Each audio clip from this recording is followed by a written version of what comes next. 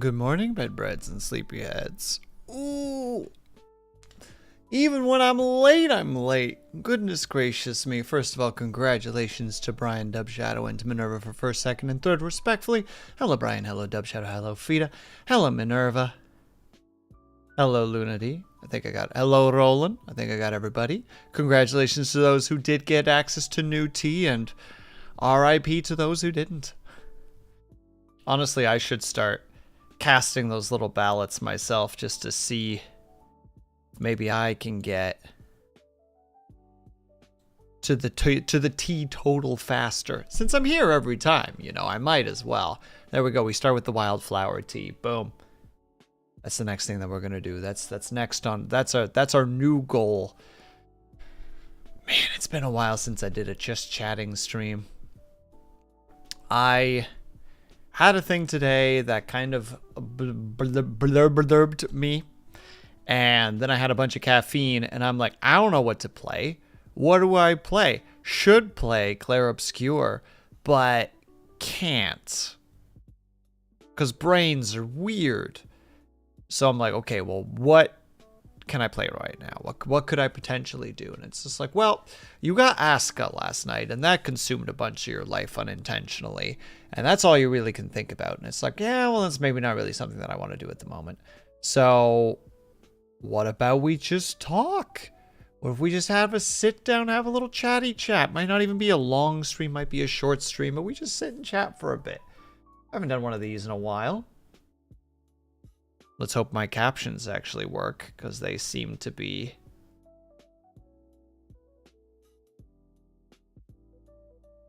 having a little bit of a time by the look of it.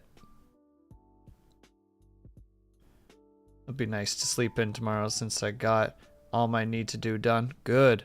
A just chatting stream. Fascinating, isn't it, Dubshadow? Fascinating. Strange. Unreal, some might say. I would never say that, but some might say that. Don't worry, I even wrote down the topics that I wanted to talk about today. That's crazy.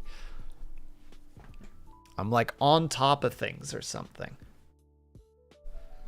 Of course, I'll hang out here for a while. That's appreciated, Brian. Though if you need to go take a snooze, please by all means do so. Don't think you have obligations of any kind. What is this now?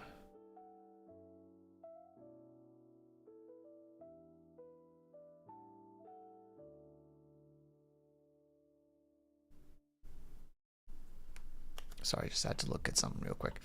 I left something on my desk and was just like, what is this? But yeah, so starter topic. I got my little ticker scan today. My little heart, my little blood pumper for potentially seeing where we were at with that. And it turns out nothing has changed, which is good. We like it when a minor heart condition does not change, because at least we know that it's minor. And if it stays minor, then there's no real worries. Though it was really interesting to be there, because those who've never had like a heart echo before, there's a lot of no stressful games for you. Oh no, Geekbot, you're misunderstanding. Also, hello, Geekbot. No. My heart condition is nothing to be concerned about. That's why it's good. It's good that it hasn't changed, because that means it doesn't affect me to any dramatic account. Just for those who don't know, I have a mitral valve prolapse, which means that the first valve of my heart, the little, what do you call them? The little leaves, quote unquote, that let blood flow in and out of the valves of your heart.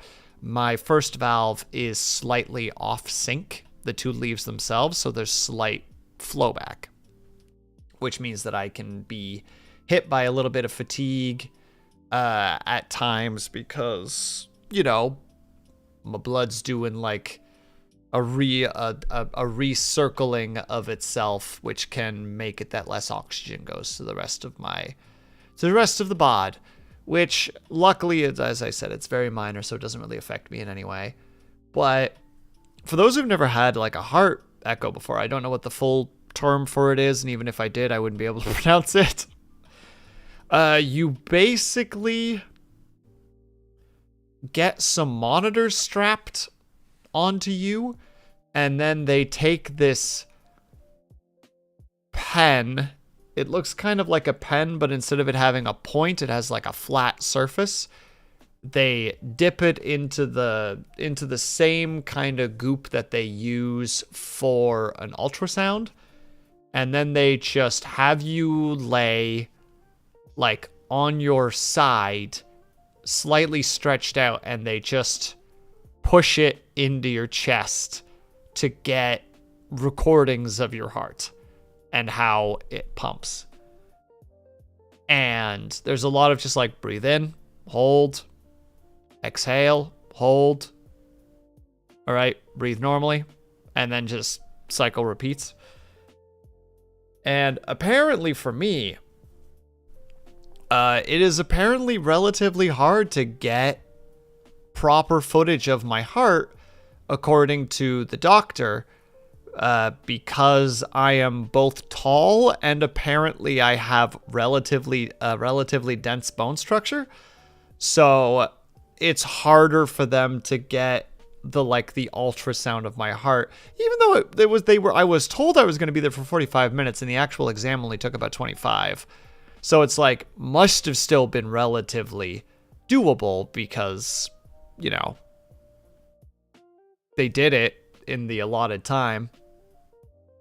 Well within the allotted time, actually. He's tall and got heavy bones. It's true, and that doesn't affect my weight whatsoever, though, it seems, Dub Shadow, because they took my weight and my height before, and he was just kind of... The doctor just kind of like scribbled it down and kind of muttered it to himself. But like, apparently I'm only like 145 pounds, and I'm like, I lost 15 pounds at some point. What? What happened? Is it because my job is physically intensive? Did I shed my weight? I do tend to do the work that makes me sweat a lot, not because the work is difficult, but because you're in like, you're in like a warmer situation. I'm not fat, I'm big boned, but actually though, Brian, bam, I have that excuse now, except I'm not even fat. At least I have to continue to tell myself that because I have weird issues with like a sort of body dysmorphia, but that's besides the point. And congratulations on not getting another T, not the big boss. But yeah, then I ended up having a consultation afterwards with a different doctor who was looking at it, and he's just asking me like simple questions like, do you smoke? No. Do you drink? It's like barely. Like maybe like 4 times a year. Oh no, I'm of the pixel sword. And congratulations on getting the new tease earrings. Yeah, just like, like, are you employed? What kind of work is it? Is it physically intensive? Do you exercise? You know, do you use recreational drugs? Do you use marijuana? You know, it's just like pretty standard stuff. And then just like, is there a history? Does your family have any history of heart conditions, etc., etc., etc.? But very basic. And essentially it came down to them being like, yep, we're going to do this again in 5 years, but you're fine. And by fine, I mean like you don't have,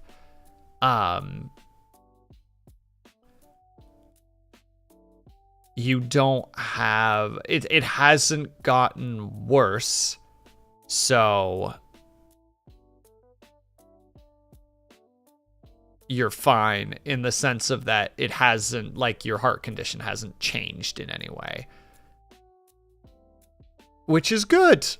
That's a very big positive. By the way, where are the redeems? They're not there because we're talking, and also I forgot to put them on, and also I do lots of workouts at work, and I don't want to do more workouts except on my own terms because I'm... lazy is not the correct word, but... I do a lot of exercise at work.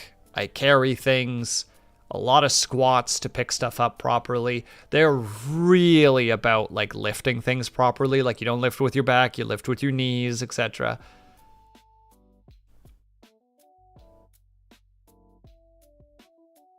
You were just a loose cannon when it comes to gym work. I work out at home from time to time when I feel compelled to. Happy for your will that the doctor was satisfied. Yeah, I'm also satisfied. It's nice to be able to just, cause like, how to say, like, of course, when I find out, and Geekbot, it's every 5 years. Every 5 years, I have my heart checkup. Obviously, like if I get if I get a checkup from the doctor before then and they notice something, then that might potentially change. But for the most part, it's every 5 years. But we have that fun thing. Well, obviously, Syrinx, biceps bigger than my head. And I'm not talking about the one on my shoulders. Where, of course, when I have to go and schedule that 5-year, like, echo, is when I realized that my health card like was expired. So it's like, crap. So first I got to go get my health card renewed. And that was a whole ordeal. And then you got to wait for the health card to come in, even though you get like a temporary health card. It's like, no, I want a physical one. And then you can actually, how to say, then had to like actually schedule the appointment and then go to the appointment. So it's been like a month and a half, you know, just waiting for this day and just being like, I sure hope that everything's fine. Oh no, not the big boss. This is specifically every 5 years I get a heart scan. This is specifically for my, how to say, this is specifically for a heart echo. Because of my heart condition. There is something, how to describe it? There is a sadistic glee in being able to drop that on somebody when they're being an asshole to you. Like if you are struggling with, like I had it the other day at work where I was struggling with something and one of my coworkers was jokingly ribbing me about that I was struggling with it. And I was just like, that's not funny. I have a heart condition. And there was just this pause by them and they're like, wait, seriously? And I'm like, okay, well, yes, but I actually can't do this because I'm just a weakling.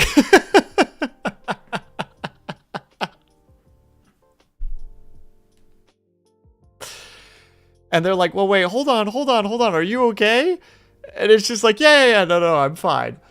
Like, I'm basically just fucking with you. But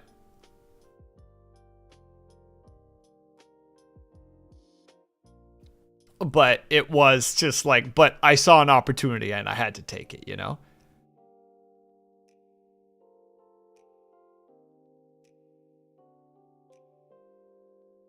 But I have inclinations on my skin where moles came out strange. All right, well, I'm glad that you're keeping an eye on it though, Brian. I have a, how to say it? I have a mole on my back, which I need to keep an eye on, but that thing hasn't changed size in many, many years, so I'm not too worried about it. If you guys, you are a troll. Not a troll. He started it by being sassy. Bully me? Yeah, exactly, Geekbot. Don't bully me. I'll make you feel bad. Though it isn't, how to say, this same individual, he's one of those guys that, and Syrinx, I know, but I'm pretty sure if I tell you this, you'll know who I'm talking about.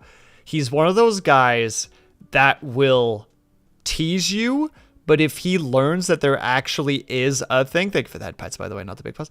If he learns that there actually is a thing, he will like go out of his way to make sure that you're good. Like, when I mentioned the heart condition jokingly with them, they're just like, is there anything that, like, actually affects that? It's like, yeah, sometimes I'll get, like, hit by fatigue and I just need to sit for a little bit.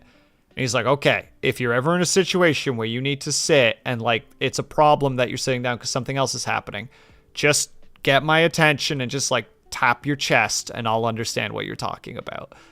And, like, I'll come help with whatever needs to get done. And I was like, oh, thanks, man. That's really nice of you.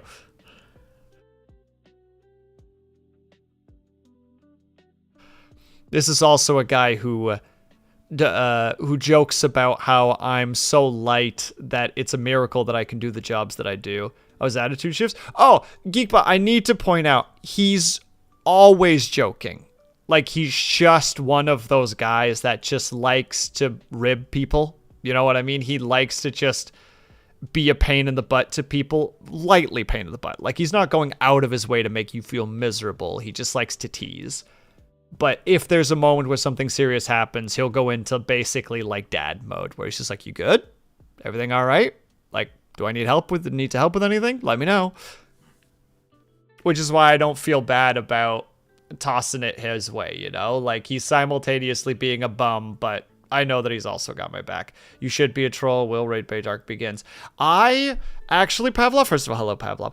Second of all, apparently I'm in my sassy arc at work right now, and so many people are all about it. Like, my one team lead is just like, I love sassy Will. I want more sassy Will. And the only reason... No, sassy. It's not bratty, it's sassy. Like, one of my coworkers the other day was talking, how to say it, somebody was teasing him a little bit. And he was just like, ugh, man, I have no allies whatsoever. And then he looked at me, and he was just like, well, at least I got a buddy with me. And I'm just like, whoa, you're making a lot of assumptions right now.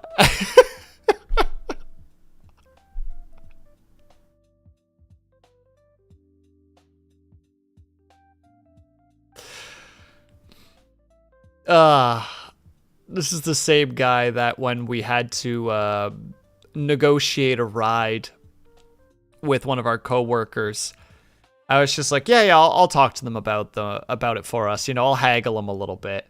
And then they just, like, while I was busy with something, they walk over to our coworker and they're like, all right, so for the other rides that we had, we were paying about this much. Like, how does that sound? And I just immediately stormed over. I'm like, what did I say about haggling?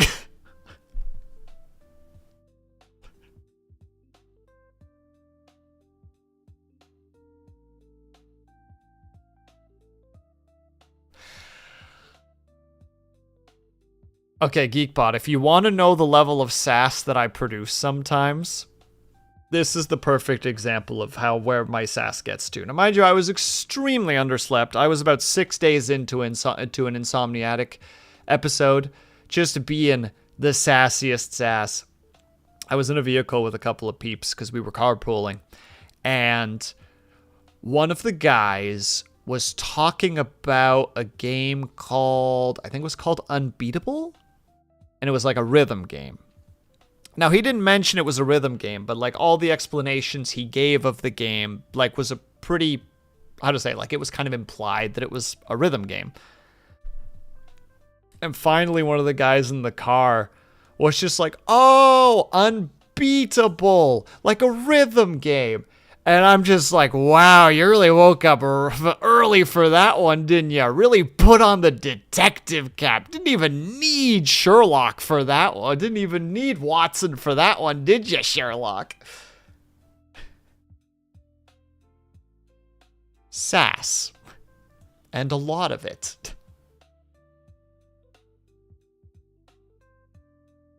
It's awful. And then people started learning that I could be sassy, and they're just like, we like Sassy Will. And I'm like, you will not be getting Sassy Will.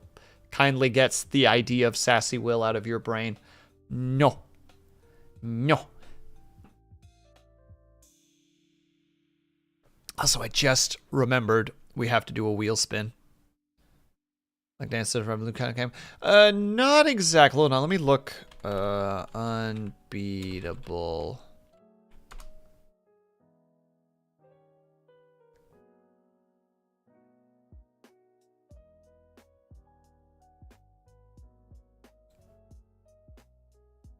No, it's more of a... I do not know how to describe these games because I am not really familiar with them. But they're like side... Ryan, do you know Guitar Hero? Imagine that, but it's a side scroller. But similar concepts where the beats are going by and you need to button in accordance to the rhythm.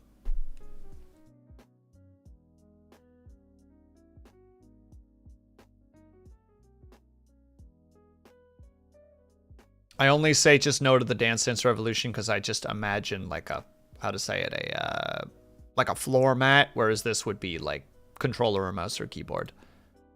But yeah, I have to roll on the punishment wheel because Fita was nice and resubscribed, which means that we hit the 5.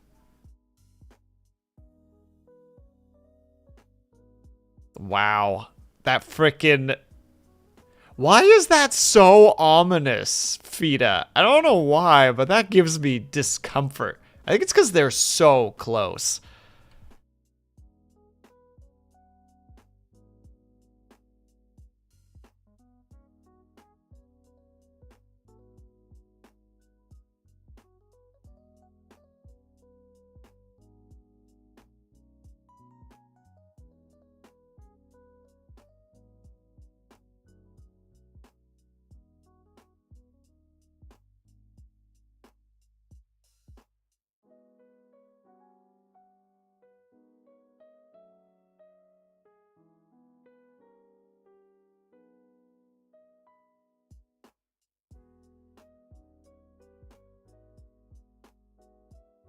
Why did my microphone pause itself? What the frick happened there? That was weird. Hold on. Now I gotta figure this out.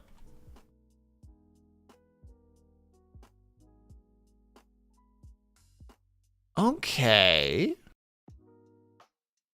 That's weird. I gotta figure out how to stop that. That's a weird thing. Apparently, my 9 mutes me. One moment. That's a thing I need to figure out. Uno secondo.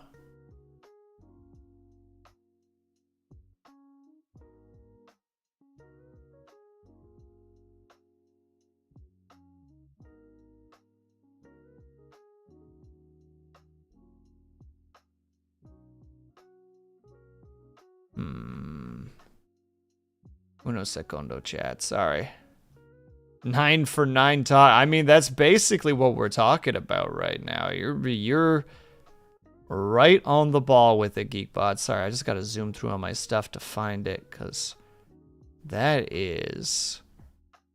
I thank you guys for catching it right away.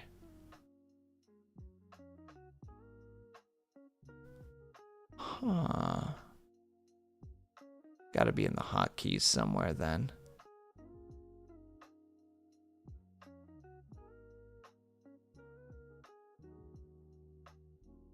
Found it.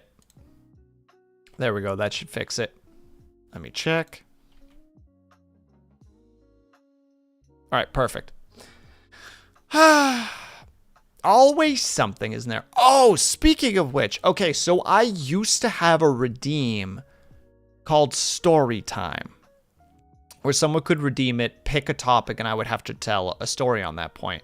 It was so long ago that I couldn't find the effect that would be triggered by the redeem, and I found it, and I'm actually really happy that I did, because it looks like this. Got the pages across the screen, because it's story time. I do not remember how I made that, but I made it in Blender with a couple of Googles, which is like how to do particle effects, how to make wind.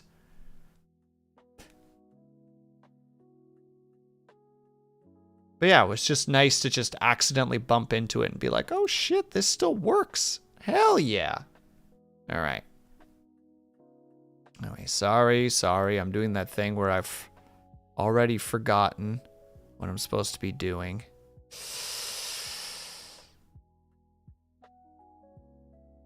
We're looking for the wheel spin, and I gotta remember what the heck that darn thing is called. There it is.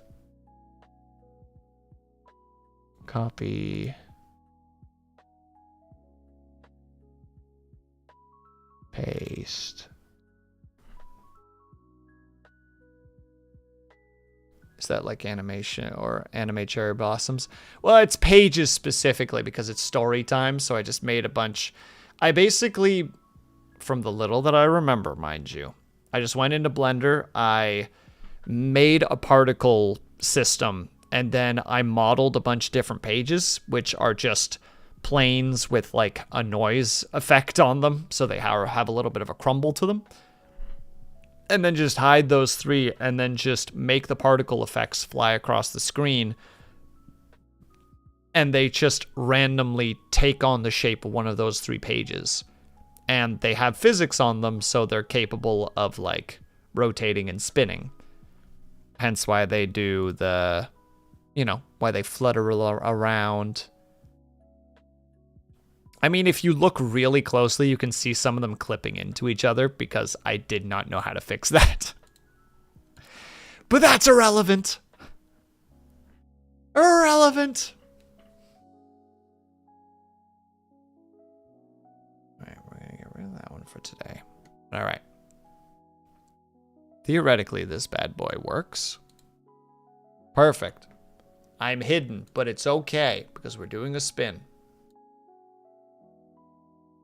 Nothing painful, nothing painful, nothing painful, nothing painful, nothing painful, nothing. Oh no. Oh no. Oh. Whoo.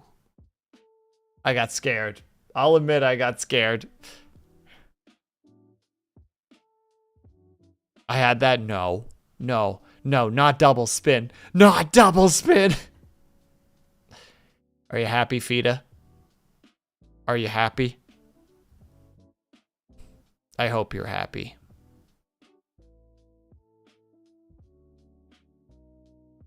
Oh, what's that guy's name again? Commander Ken? Commander Keen? He looks so familiar.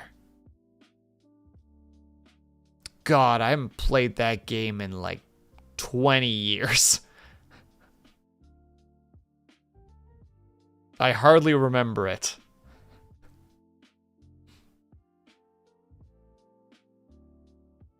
But I remember enough to be like, I recognize that character. Played it on one of, what the heck was that thing that I had? We had like a disc of 100 DOS games. I don't know where that CD is anymore. I don't even know if we have it anymore, but it was just all these games. And I remember Commander Keen was definitely one of the ones that I put many hours into. Point, how dare you? Friend, well, let's not make assumptions, Haya.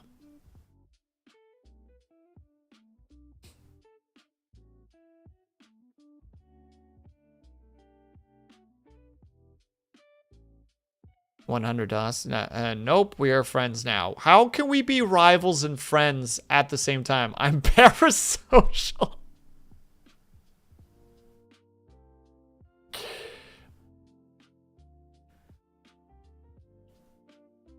Yeah, no, this was, I don't know, it was like a newer CD that you could get and had like 100 of them. That was a fascinating, I didn't think that through. It's true, but it's too late now. You can't take it back. There's evidence in chat. We're friends now. Point, rival. Where's rival viral? Frenemies. the ultimate the ultimate trope in anime. Nobody can bully you but me.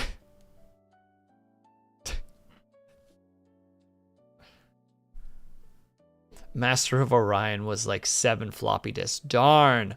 But yeah, this was on a CD specifically, not the big boss. And there were a couple of like the old DOS games on there, but I can't remember any of them really besides Commander Keen. P.S. Don't worry, I know I gotta do 20 push-ups. That's totally fine. Also, welcome, Haya. Hope that you're doing well. Really quick recap, Haya. I got my heart echo today, and everything's cool. There are no changes to the heart condition, so therefore I am still a healthy boy. Also, I'm apparently only 145 pounds. I don't know where I lost 15 pounds. I presume at work. That's still crazy, though. Stupid work making me lose weight. I hate you. Wow! Blatant. But the thing is, I eat. You lost it somewhere. I'll find it again at one point, Geekbot. I promise. Well, like, don't forget, I work in an environment where I'm, like, moving around a lot. I'm lifting things. I'm moving stuff around. I'm running between locations. Sometimes when I don't read stuff properly, I have to walk the entire facility multiple times. Or, in a lot of cases, I have to go get something from the other side of the facility. I get back, and then it turns out that the people who are supposed to clean the thing didn't clean it properly, so therefore I can't use it, so I have to walk all the way back.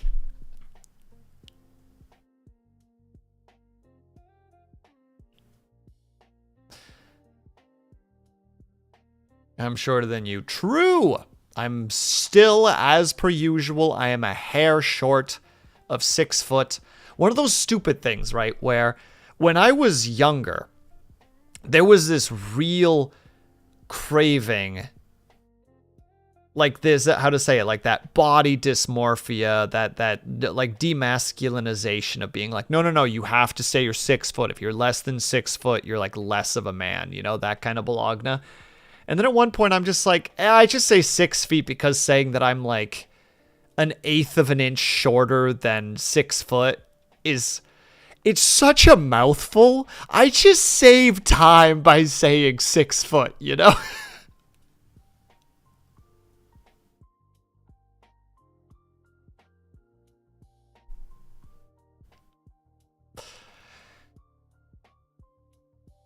But don't worry, I am time to start. Please just start eating butter. Madam, do you know how much chocolate I ate over the last like 3 weeks? Because my wonderful mother decided that the right thing to do for Christmas was to be like, here, and then gave me like 10 pounds of chocolate. And I'm like, I mean, I just put out a short today because like 2 weeks ago, I think, or a week and a half ago, I was talking about how I was eating a bunch of the chocolate, but some of the chocolate had hazelnuts in it, so we can pretend that it's healthy because the hazelnuts have protein. And it's like, yeah, it's not, I'm not eating it for the sugar.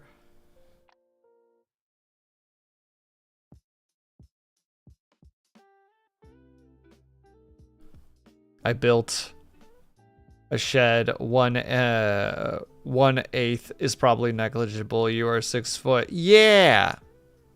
Also, hi, I'm still sad that I haven't been able to help you with the shed. Unironically still, if I somehow won the lottery, like just suddenly had like several million in the old pocket, I would straight up be like, hi, look, if we both sign a contract with each other, that's like, you know, like, here's my full name, here's your full name, we now know that, we have mutually assured destruction should there ever be a problem, now can I come and visit so that I can help you build your your shed. Like, we hand each other our nuclear arms codes and go like, all right, cool, we can hang out now.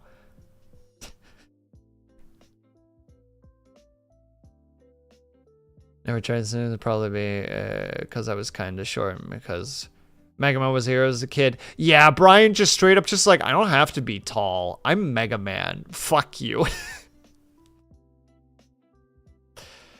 And it wasn't exactly 10 pounds, not the big boss chocolate-wise, but it was a lot of chocolate.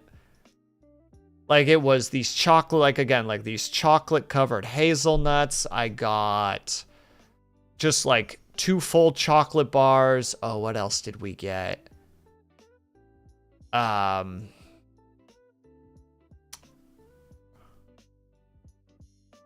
Normal rival friendship things. Yeah, exactly. We're like handing each other the rope that is connected to the live grenade in each of our pockets. And if either of us cause problems, we just pull.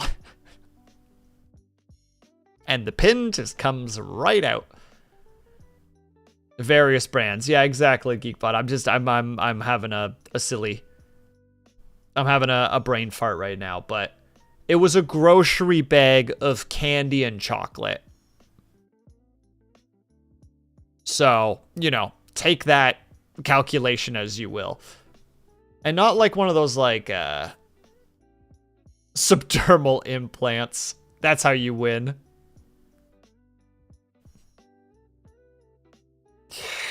Little does Haya know that I have literal titanium plates under my skin. The grenade can do nothing to me.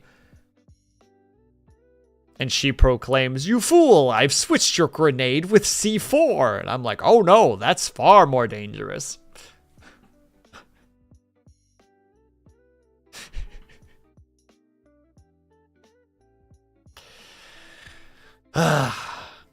Takes notes. Yeah, don't worry. Look.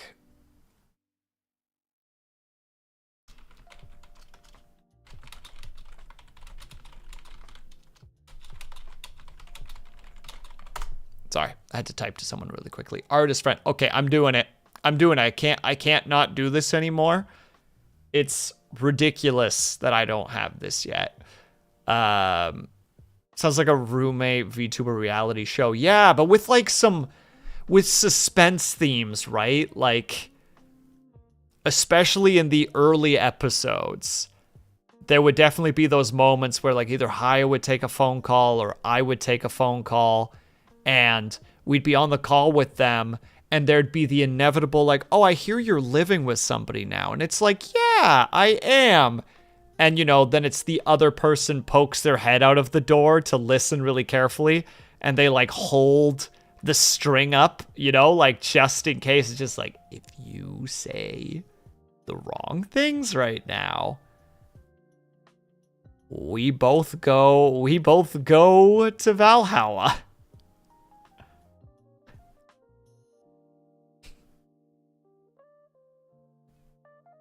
Although I'm usually normally my method when I talk about somebody else, I will refrain from saying their name nor their pronouns. I will usually just say I was hanging out with a friend and will use like they, them.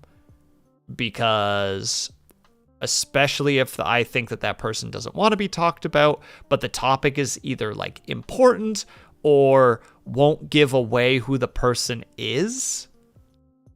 Or if I just don't feel like sharing somebody's name, you know, like sometimes it's just like, oh, it doesn't matter if I shared this or not. A lot of times actually it's like, it doesn't matter if I share this or not. But I'll just say like, oh yeah, I was talking with a friend the other day and we were kind of discussing topic. And they brought up a really good point about topic, whatever it happens to be. Because I respect people's privacy, but sometimes topics need to be in those moments brought up, because ADHD is a weird system where it's like, no, this thing is related to this thing, so therefore it must be brought up. Unless it's very private, of course. If it's something that is genuinely like, this is nobody's business, it shouldn't even be my business, but for some reason they gave me permission to know about it, that shit doesn't leave the noggin. That stays there nice and tight in the old I forgot what it was vault.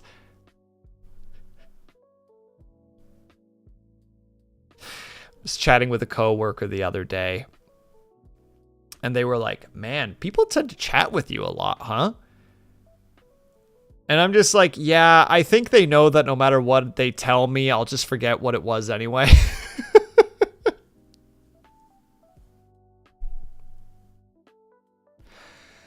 Because then ironically, sometimes some coworker, I'll like be chatting with a coworker and they'll drop some like deep coworker lore. And I'm just like, thank you for being comfortable with sharing this with me. But what? That's not ADHD, the short-term memory. Trust me. Those two are not mutually exclusive. Stares at Hyacinth.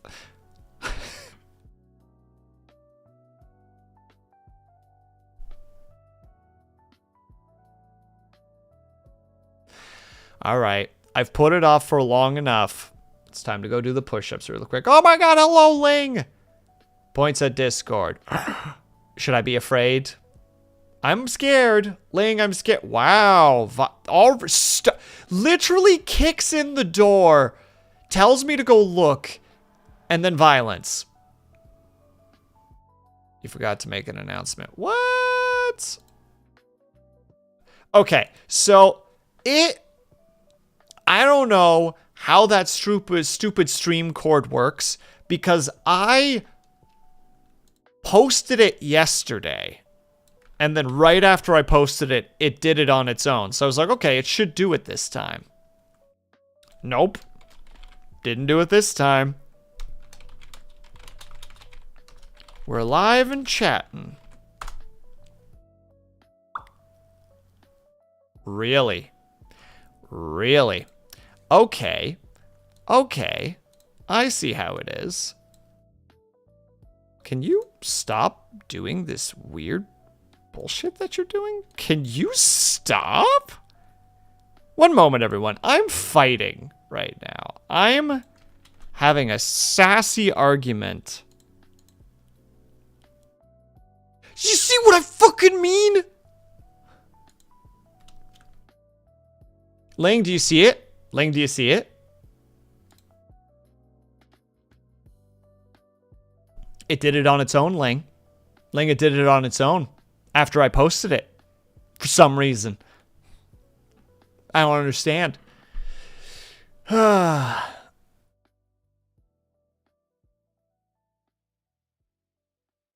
Angry noises. Cursed tech issues. Yeah, I don't understand. I might have to approach things in a different way. We'll see how it goes. Maybe there's a different way to do it. Maybe I can do something with yeah, no problem, Ling. Good luck, be brave. Maybe I can do something with the stream deck. We'll see. We'll see what we can do. Nah, it's weird, Geekbot. Streamcord is a fickle add-on. Because it works most of the time. And it seems to always work when it comes to posting friends going live. But when it comes to me going live, it is like a 70% success chance. It's very strange.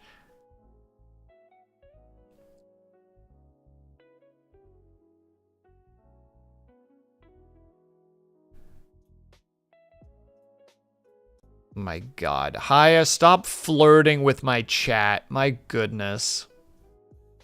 Using Mimi as well, as a proxy. SMH my head.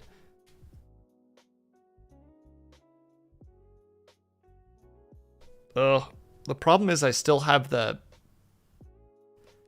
How to say it? That exam, you have those little frickin'... What do you call it? Those like sticky... pads for the scan. You know, the little things that they slap onto your skin that just sticks there? The stick is still kind of there, and it's like, yeah. There may be... I'll have to set something up to mix it up. It does have Discord integration. I'm going to write that down, Dub Shadow, because I might try to set that up after stream. Go live. Mix it up. Discord integration. There. Which needs to be good. Oh, I see. You're getting all the bad Haya vibes out so that you can be. I'm gonna choose my next words really carefully here. So that you can be a proper hyacinth.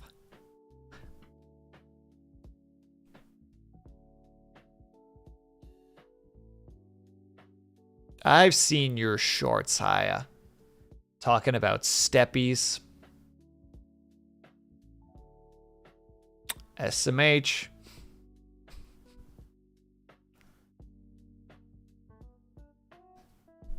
Except in other people's chats. Of course, but at that point, you're not being a streamer.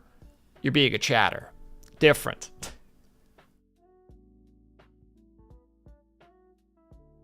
Oh. No. We're doing that ADHD thing again. I'm going to go do the push-ups. I'm going to go do the 20. Then we'll keep going. Then we'll talk about the other things. Because I have other topics that we're going to be talking about. Specifically, we're talking about the 700 followers shenanigans. I have some ideas about what we may be doing with that. 2, I just want to ramble about Aska. ASKA.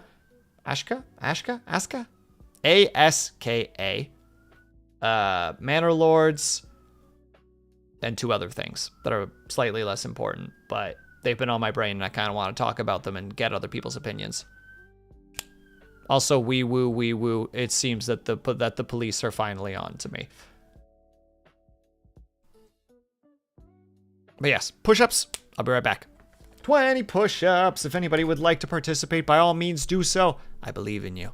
And if you don't want to, understandable. Push-ups suck. To the slammer forever. Oh no, forever? That's like 5 ever. And that's too scary 5 me. Dub Shadow, I'm 145 pounds. I might be tall, but I'm lanky. Be passed around like curfew. Also, I'm not particularly good at conflict. I had to set another boundary with a coworker on Wednesday. And that was exhausting. Holy shit, that was exhausting. It was a simple thing too. Like they were being really rowdy and I had to literally grab them by the wrist and be like, you're done. This is going to stop right now. Understood? Like I had to be like really firm with them. And was just like, oh.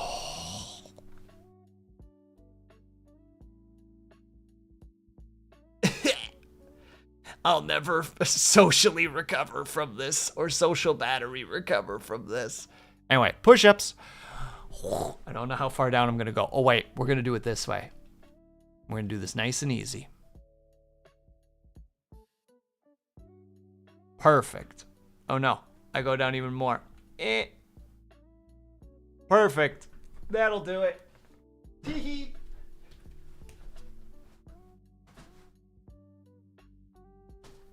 All right. 20 push-ups. Here we go. And 1, 2, 3, 4, 5, 6, 7, 8, 9, 10, 11, 12, 13, 14, 15, 16, 17, 18, 19, 20.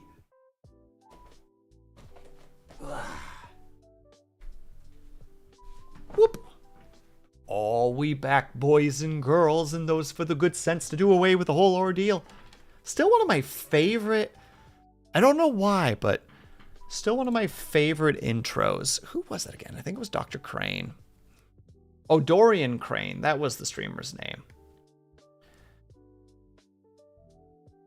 He would go, "Good evening, ladies and gentlemen, and those with the good sense to do away with the whole ordeal." And I don't know why, but that just tickled me fancy. I was just like, yeah, I like this. Are your pecs? Oh, not too bad. my biceps and triceps are a little bit sore because I was watching anime for the first time in quite a while. And at the end of every episode, I would do, what was it? 5 squats, 5 curls, 5 tricep lifts, 5 deadlifts, 5 push-ups, and 10 bicycle crunches. And I would just do that at the end of every episode. Because I'm like, man, I'm feeling not physically fit. I should change that. So I did that, but I watched like 6? Yeah, 6 episodes. So I did that 6 times. And was like, well, that wasn't too bad. And then I woke up this morning and was like, oh, God. Bicycle crunches are a nightmare for me, ironically. That's actually, yeah, that's very surprising, not the big boss, because I love bicycle crunches. They're really easy for me, again, because I'm really lanky. So all I'm really doing is just stretching out my leg, bending the other one in, and just tapping my elbow to it, you know? Just took, took, took, took, took, took. Obviously while flexing the gut, because work and stuff. You're also Dutch. Wow. What about sit-ups? I can do a fair amount of sit-ups. I prefer... there's a type of crunch that you do where you bend your knee up so that your legs are kind of doing like a 45-degree angle, and you put your hands on your quads, and then you just lift your hands up, pulling yourself forward until your hands make it, like your palms reach your knees. And then you go back down again. And if you just do that, oh God, 10 to 20 of those and you'll feel it in the old guts. The old core is like, what the fuck are you doing? And I'm like, we're doing 20 more of these in about 5 minutes. And they're like, no. And then I hurt the next day. A lot. Because exercise, it is fascinating, isn't it, that exercise is literally you destroying your body so that it repairs itself stronger. Just like, yeah, these freaking fibers that allow your body to move, damage them so that they're reinforced. So that you can move, how to say it, so that you can move more stuff with them. Whatever stuff happens to be, whether it is other objects or yourself. Exercise is weird. Sorry, just taking an old sippy sip. Oh, right. Final thing, and then we need to go take a quick little 3-minute break because ads. My mom was obviously being an angel today and drove me to my appointment. And I wasn't allowed to have any like caffeine or nicotine or anything before or alcohol, obviously, before the echo, because that affects your heartbeat. And I'm like, yeah, that makes sense. And have a good night, Brian. So I'm like, okay, yeah, that's fine. But me being like an anxious person is like, well, then I just won't eat anything before the appointment. You know, like I just won't jinx it in any way. I'll only drink water and just deal with the consequence. So afterwards, my mom's like, I presume you haven't eaten anything. I'm like, I have not. And she's like, do you want to go get breakfast somewhere? Although it would be lunch. And I'm like, yeah. So we went over to Tim's and got ourselves, I got a turkey bacon club, and a honey cruller and a French vanilla. And then my mom was supposed to get a steep tea with 2 cream, 2 sugar, and an apple fritter. And as we were heading up to my apartment, because she's like, I need to use the bathroom, and I want to kind of sit down. I'm like, yeah, sure, come on up. She comes in, and as we get into the elevator, I'm just like, could you imagine if they heard your steep tea double-double and thought that it was a double-double? You know what I mean? Like, they didn't consider it a steep tea. They considered it a coffee. And she's like, haha, maybe. And then we sit down and we chat for a little bit. And then she takes one sip and puts it down and looks at me. And I'm like, what's up? And she's like, you were right.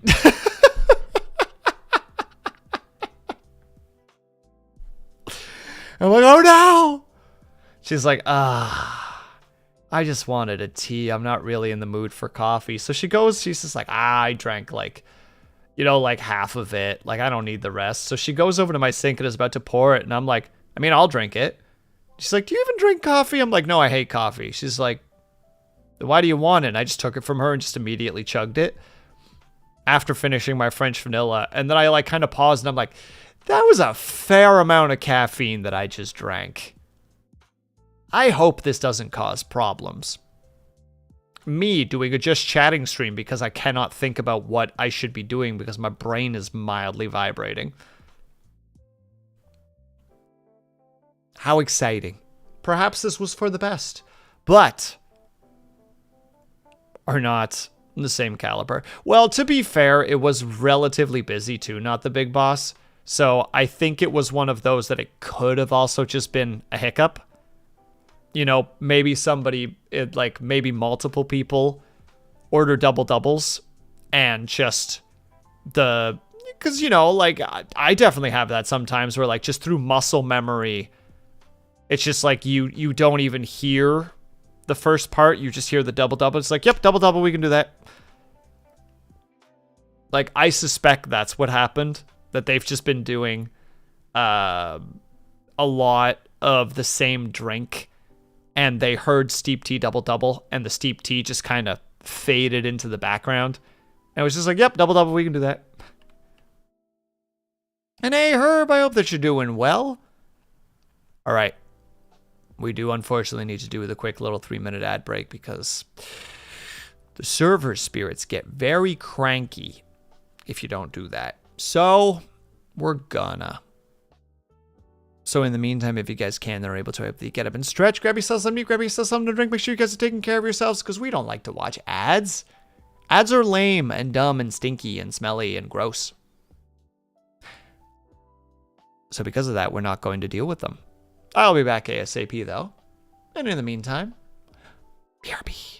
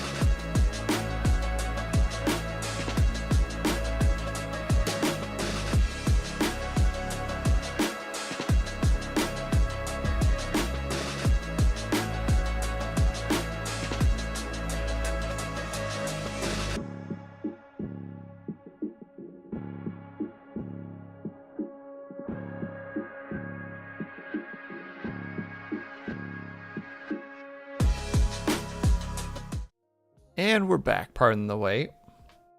And hello, Super Blaze. I'm glad to hear that you like it. Okay.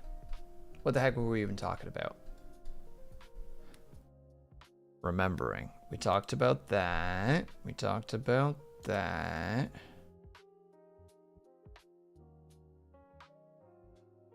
I swear I was going to flow into the next topic, and now I don't remember which topic I wanted. This is what I get for just needing to walk away for a moment. All gone all the time. Also, Blues, if you're also hanging out with Ling doing your dungeon roulette, good luck, be brave. I hope that it goes well.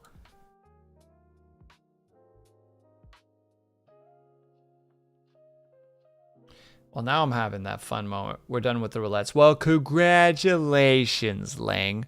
Are you back on the Where Winds Meet grind? That's right. Sassy Will has entered the chat.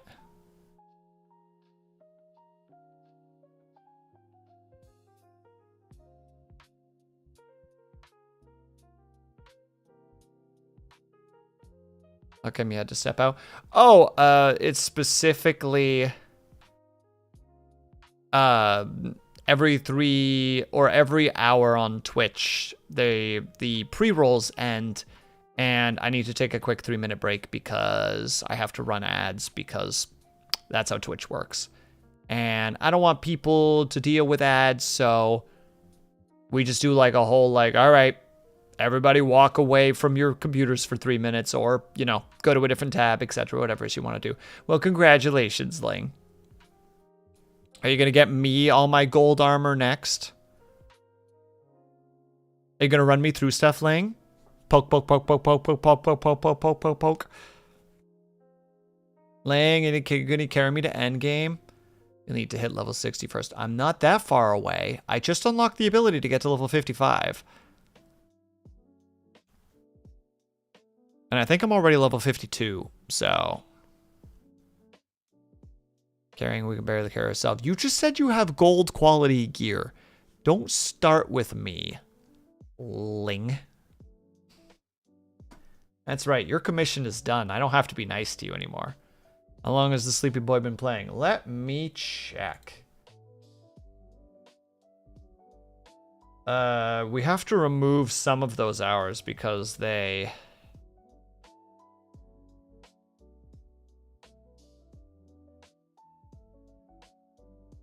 were being rude to me. I have 25 hours in the game. We're gonna take 2 hours off of that because of the weird shenanigans that was happened. Where I was trying to get the, the rope dart, and there was a game update, and my god, it was causing problems. Like, it was not loading in characters I needed to talk to. Like, I would have to sit there and wait for it to load the world for, like, a notable amount of time. Like, it was frustrating. And then the disguise would run out. It was awful. Also, Blues, is it true that I now have to go get, like, the healing umbrella to pair up with the fan? Is that how you become a healer? I think it's a healing umbrella. Or is it a stat boost umbrella? I don't remember which one it is. I just all of a sudden saw it and was like, oh no, I thought the umbrellas were only pew-pews. I didn't realize that they were also healing.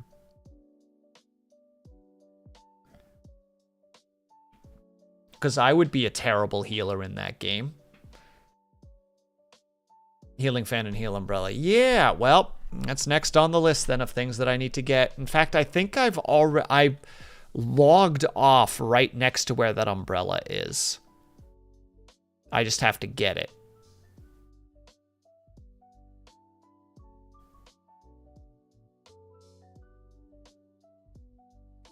Healing is weird. Yeah, it feels like it's weird. I do like that the fan, like your basic, how to say it, like LT, your LTX is just an AoE heal, which is nice. It's like, all right, everybody, stand in here, don't die. Get your little heels going. I mean, for me, it's great because I'm like now learning the rope dart, right? So I'm like, okay, yeah, like you can spam your X, but you need to use your Y every now and then. Is that a sword on your shelf, or is it... and if yes, what kind of sword or dagger is it? Okay, so all of the things on the shelf are based on games that we have beaten on stream. So the little sword right there, like the flower, how to say it, the earthy looking sword that's I'm basically pointing my little hair on top of, that is from Turnip Boy Commits Tax Evasion. Then the little radio that's on top of my head right now was from Oxenfree. The ice pick that is now behind my head was from the new Tomb Raider series trilogy. The blue frog is from Green Hell that I played with Audio Ignis. The little chip that's now next to my ear is from Dead Space. The cube was from Jedi Fallen Order. The picture frame was from that I made for Alpha Protocol. The little thing that's hanging off the side right there by my shoulder is from Kingdom Hearts and Kingdom Hearts 2. The hourglass is from Prince of Persia: Sands of Time. The little glitter, or the glitter on top of it, is from Little Misfortune. The red leaf is from... Oh no. No brain. You can do this. Night in the Woods. The glowing container thing is Titanfall 2. The white and black script hanging off the side is Mirror's Edge and Mirror's Edge Catalyst. The sword on the bottom left of the screen is... Oh, what was that called again? Reign of Gods? No, Reign of Gods? God something. Hold on. Prayer for the Gods. Pray for the Gods. And then the weapon to the right of it is the switch axe that I used to beat Monster Hunter Rise. The red thing up here above my head is the scarf from Rhyme.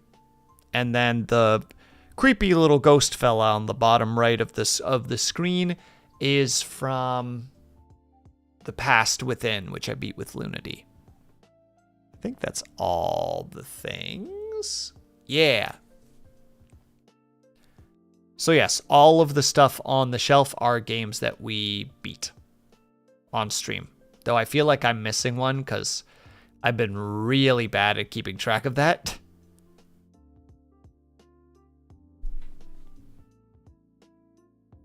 But yeah, they all are, how to say it, it's our trophy. It's our trophy box, basically. Just like, chat, we did it. We beat this game on stream.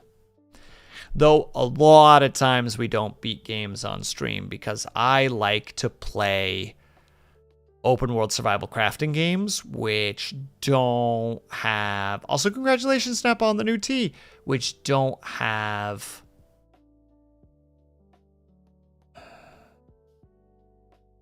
really endings, depending on which kind of game it is, which transitions perfectly over to the game that I was just that I was playing last night, Aska, which is like a third person open world survival crafting game, a little bit like Valheim, but less modular and more, how to describe, grindy? Resource gathery? It's very like you need to get access to materials in order to summon NPCs that will do, that you can assign to do your jobs. And as you expand, you're building more production buildings that you can assign your workers to in order to progress. and there's raids on you, and you're fighting, and you can pick between playing Asuka or Ragnar, and both of them have like their own like their small strengths and weaknesses that don't super affect gameplay, but they will help you a bit depending on how you enjoy playing. Also, I'm sorry, Blue. I hope that you're doing well. Don't let them bully you. I believe in you.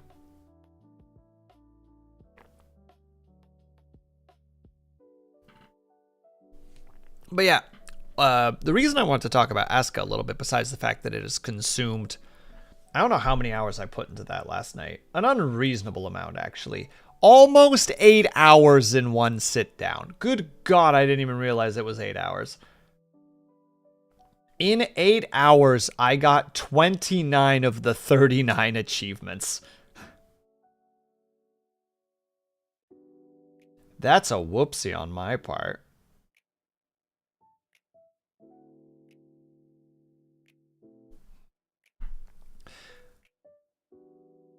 But hold on, let me read Dub Shadows really quickly first. For some reason, the graphics in some poses scream Conan Exiles to me. Is it Unreal Engine? I am unsure because I don't pay attention to that stuff. Whoops. And also, you're not wrong. It has a little bit of that vibe to it.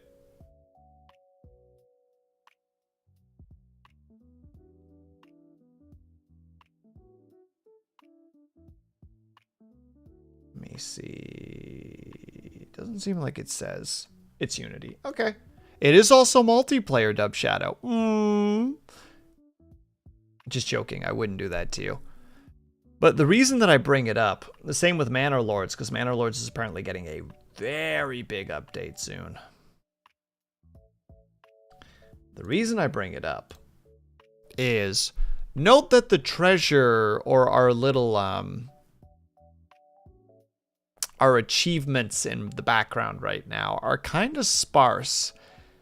And the reason for that, I'm realizing, is I have been, like, I noticed this a little bit last night.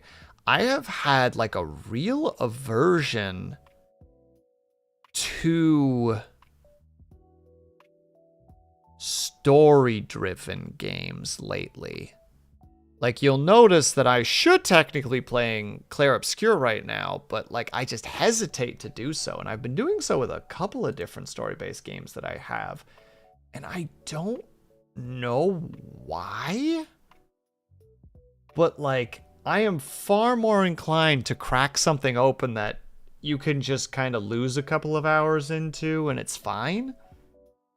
Like, Asuka and like Manor Lords and Dwarf Fortress and Songs of Six. I mean, Where Winds Meet technically has a story to it, but like, you seek engagement, that's more personal. I think so, Snappa, but I feel like there's just like a weird hesitation as well, and I don't fully understand why. Like, I've been thinking about it. Because I like games. Like obviously, I mean, look at the freaking, like, it's not like we don't have a list of games that are clearly story-driven and have goals and an end, and I don't know why I'm resistant to those.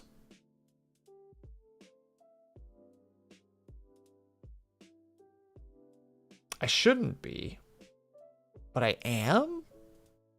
And I feel like that's something I need to change. Like, I need to get back onto that wagon somehow. Like, be like, okay, no, you gotta pick a game, and you gotta play it through on stream until you beat it, and it's a story-esque game of some kind. It can be an RPG, it can be, I don't know, it can be an action-adventure, whatever, but I feel like I need to change that. Oh, another good example of a game that just doesn't really have an end is TCG Card Shop Simulator. I'm still farming for all the achievements. I have 34 out of 45 right now. And the ones that I don't have are going to be a while still. Like open 10,000 card packs. Make 30,000 profit in a day. That one's not that hard as long as you have the right cards on sale. What time is it for you? It's almost 8 p.m. I'm in Eastern Standard Time. I need 5,000 people to have played in the shop. That one's just like an overtime thing. Obtain a full art foil ghost from pulling packs. Again, another one of those just like, it's just going to happen at some point. It just has to happen. Sell a $10,000 card, reach a level 100, etc.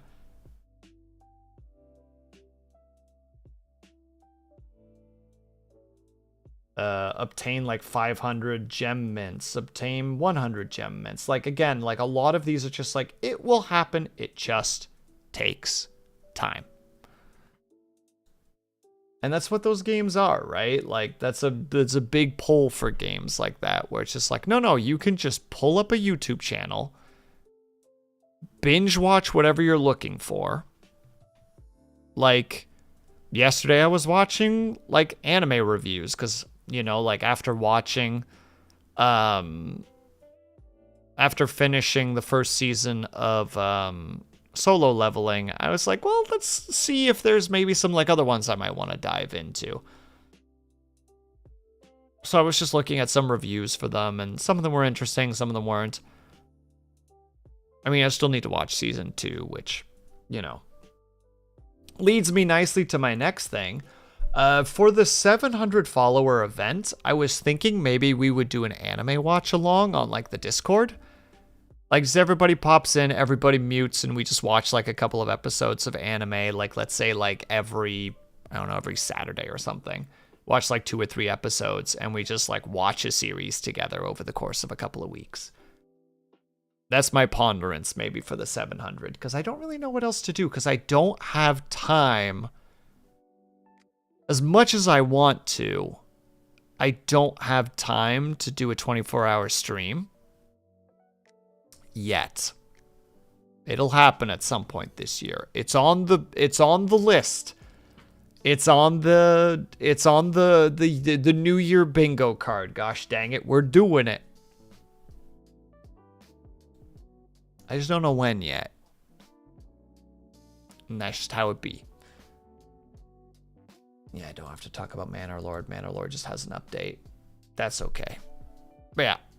I'm going to actually probably write like a thing in the Discord and be like, do you guys have any ideas for like the 700? Because like I said, I feel like maybe like watching everybody watching an anime together, or maybe like a movie or like a series might be a good way to do it.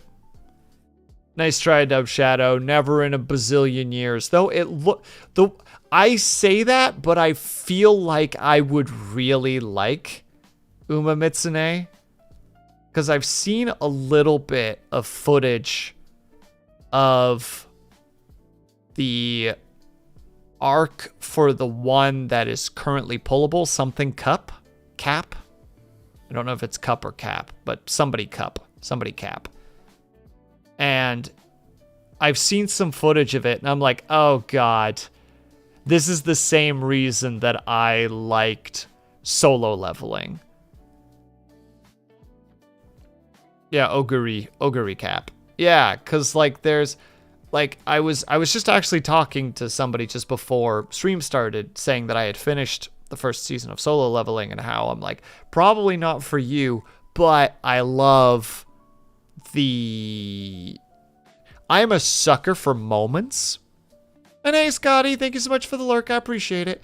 I love big moments, and Solo Leveling does that stuff, like where it puts the character in a position which is like, acquire a new ability, start gaining some confidence in the ability, get put in a situation where they are now fragile and need to like dig deeper or need to outthink their opponent. And then the dramatic moments with like the building music and the the really cool like animation styles. Like the one that I sent specifically was the I hate that I can't find the sub version of it, but the dub version, this will be sort of spoilers for it. So if you haven't watched season 1 Solo Leveling, don't click it, but that scene right there was one that like is like a perfect example of that like intense like coming back from like, you know, like hero down on one knee and just like digging into themselves to be like, no, I'm not done yet. You haven't defeated me yet. I mean, in the case of this scene, straight up, I haven't lost yet. Also, just the cool animation when, if you you might not be able to see it because the thumbnail won't be showing in the actual chat, but there's the thumbnail for that video shows the shift in art style, which is like this.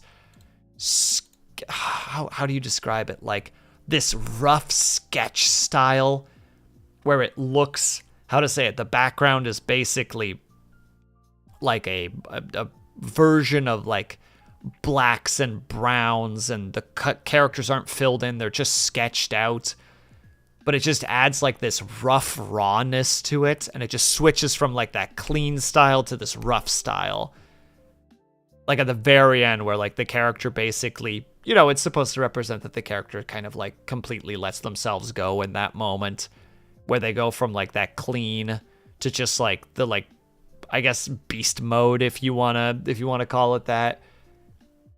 And like, I'm such a sucker for moments like that, and I know that Uma Mitsune does it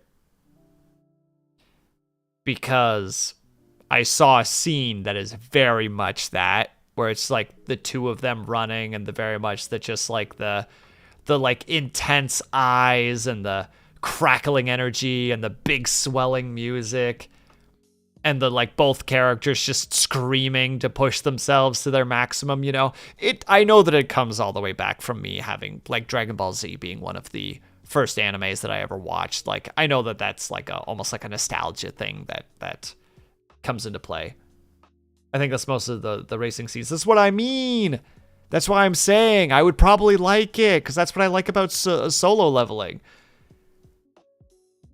It's just characters screaming until they win, and big swelling or like music, and me going just like, yeah, get him.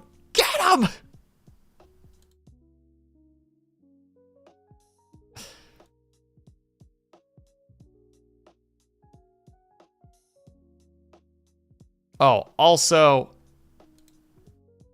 watching the voice actors actually voice act those scenes, the shouting where they do the just like, I'm not down yet. Ah!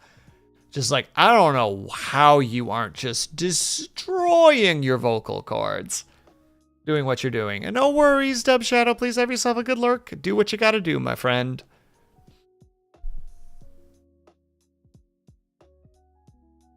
No.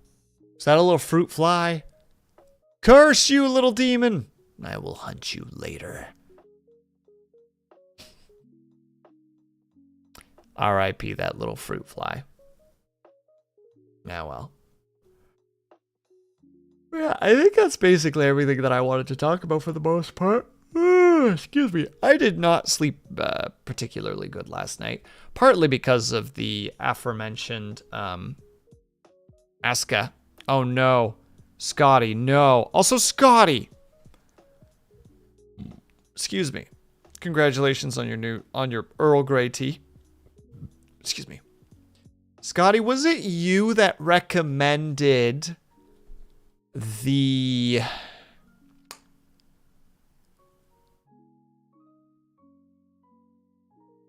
I have no idea how to describe this. Porpet shoes for walking?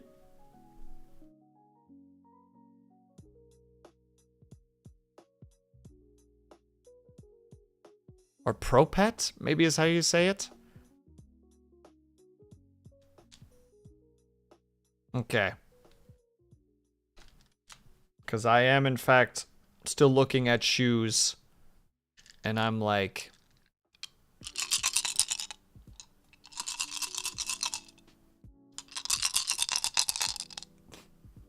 There's your dice ASMR.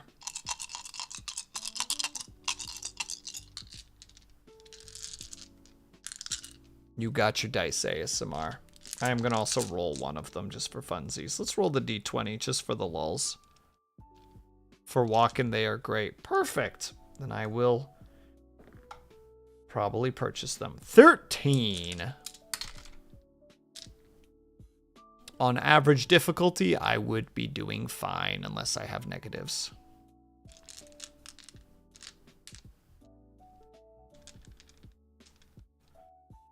Good price too, they go squish. All right, then I will probably be looking into getting those because I trust your judgments. Once I get the shoes, I just need to get a backpack with a laptop component and then I am set for my trip to Japan. I'm nervous, but excited. Or as Pinkie Pie would say, nervous-sighted.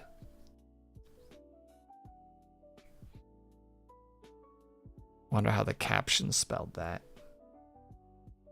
Nervous-sighted. Oh, it spells it right. That's pretty neat.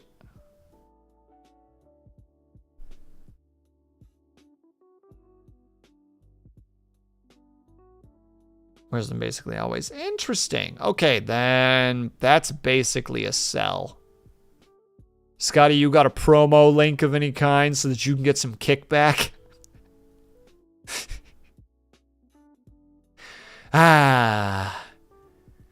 We live in a nutty economy. Good God.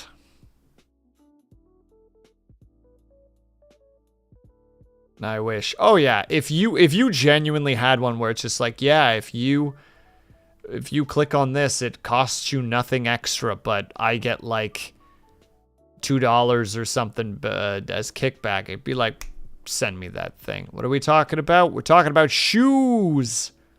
Not really though, Sinister. We're talking about a whole load of stuff, but I have converted like 4 people to get them though. So you should have like $8 right now as kickback.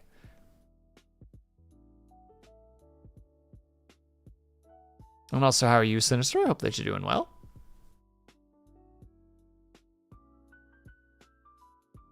I'm sorry, me just sitting here like... Again, I wish, right? That'd be $8 that you didn't have before. Just a casual $8 to, I don't know, get a couple coffees with. Get a particularly large bag of chips. Get like a single burger at a fast food place.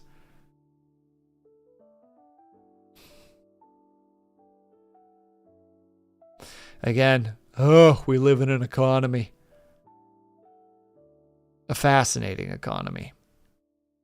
A concerning economy.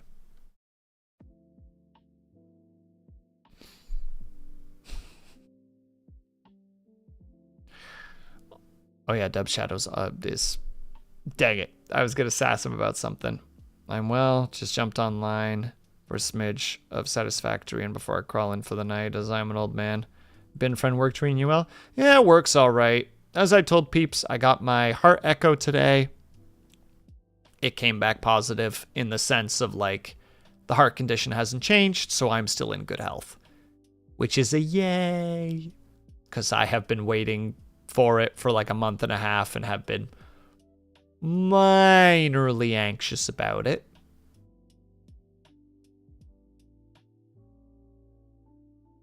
Other than that, everything else, thumbs up. It's been good. Life's been pretty good.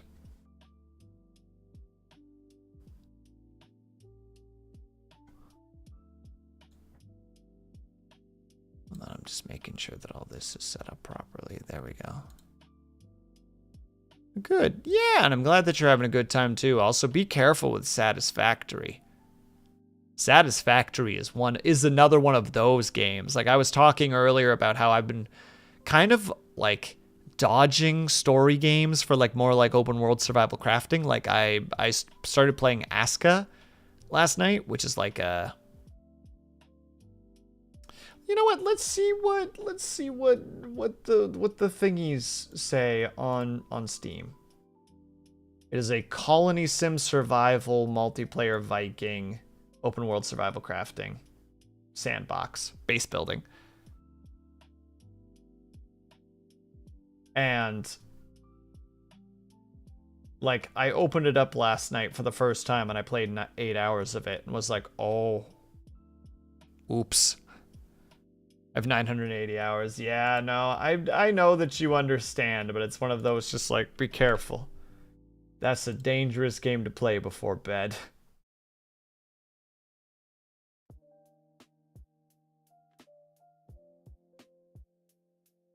Oh.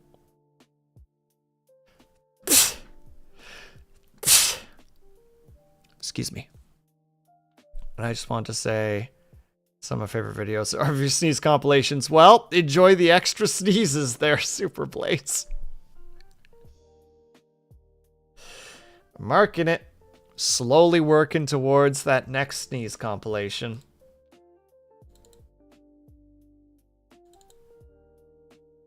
About an 11, yeah. I'm a 10 or an 11. I think I'm an 11. Yeah, I'm an 11.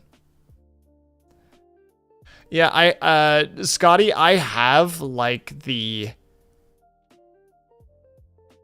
Amazon link that you shared open. I just Sinister Bliss. Why? You manifested it, Super Blaze. You knew. You saw the like the slow eye closing as I prep myself. Or 50-ish bucks for the size of, oh.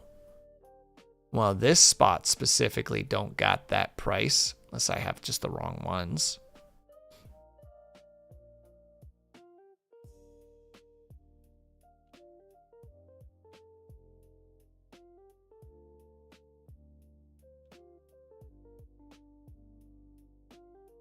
Unless you have a link for that specifically, Scotty. That would be incredible if you did. Although I presume your link is going to be to the States. Which means that it's going to be like $400 Canadian. Yay, currency exchange.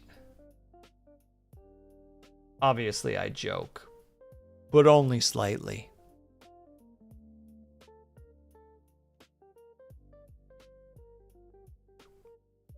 Man, sorry, this freaking music is jamming right now. Let's up that a little bit.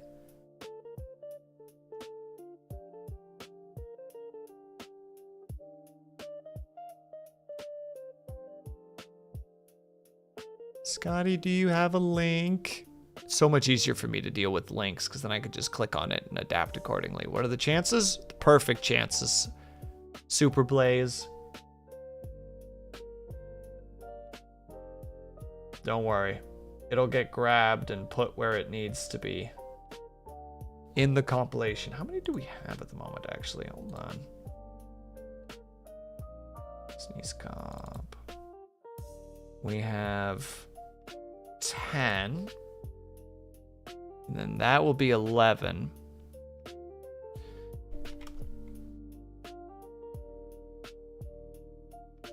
That's a crazy large link, but I will click on it nonetheless. The last one we did, we had 28, so it'll still be a while. Let me click on this. Oh yeah, the price is very different in Canadian.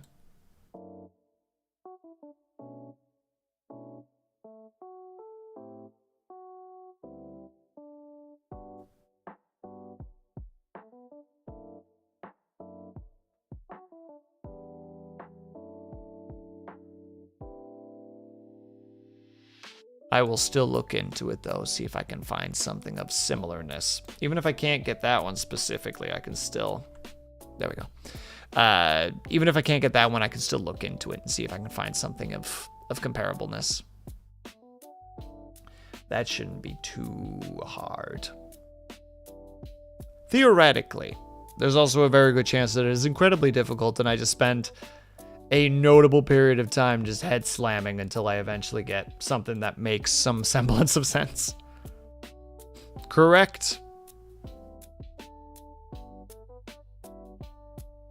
With a $30 shipping price. It's an oof. Hence why I'll look and see if there's like a Canadian version of it. Because I can probably get something slightly cheaper. But obviously I don't want something too cheap, because if you go too cheap, then you get bad quality, and there's the whole idea. I'm sure that people have heard that concept before, the like, it's expensive to be poor. Because like you could buy, for simplicity's sake, you can buy like a $50 shoe, but it only lasts 3 years. Or you can buy a $100 shoe that lasts for 9. You know, so you're on average spending more.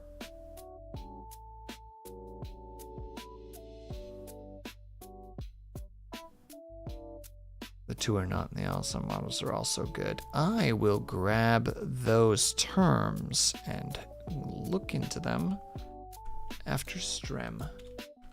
Boom. Thank you, Scotty. I will peeksy poo and scanny scan.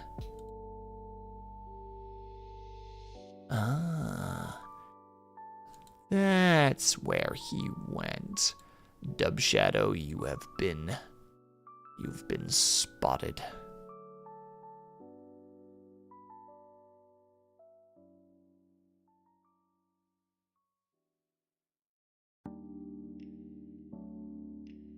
Spotted, targeted, got him. Who? Man, it has actually been a while since I've done a freaking just chat, and I can feel it, you know, like I'm like out of practice when it comes to just chatting. That is one thing that I've been noticing recently, that like my attitude towards streaming has changed over the last couple of months. In a, I would argue, a not positive way. I don't know, last night I was kind of reflecting on it a little bit and just being like, what happened and how do I change that? I haven't figured anything out yet, but it's on the not even on the back burner, it's on the front burner. It is something I'm actively thinking about and just figuring out what to do and how to approach it. Though I suspect a part of it definitely has to do with the fact that I'm employed now. So there's just less energy in the day for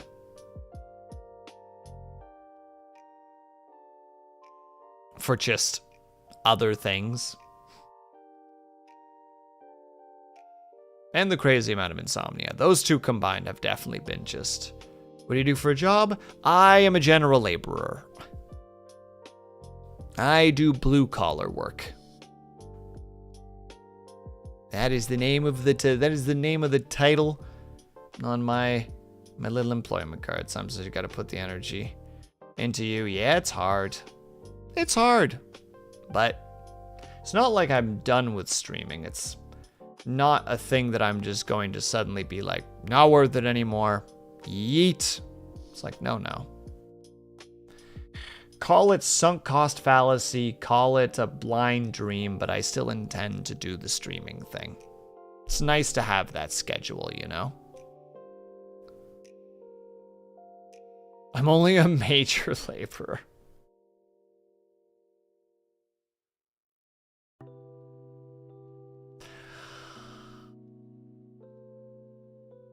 Well done, Scotty. It actually took me a second to process because I'm just like, man, is major labor. Oh, he's talking about military things.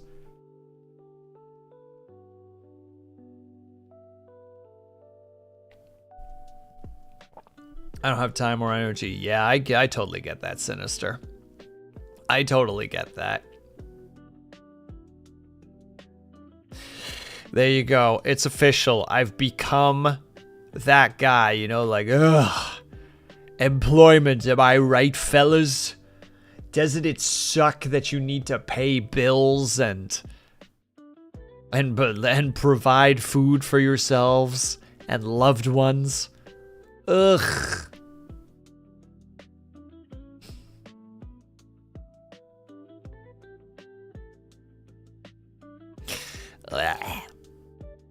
What happened to you, Will? You used to try to bring positivity, and now all you do is complain about work. Yeah, I think that work is definitely one of the big ones. And to be clear, I don't hate my job, but it's draining.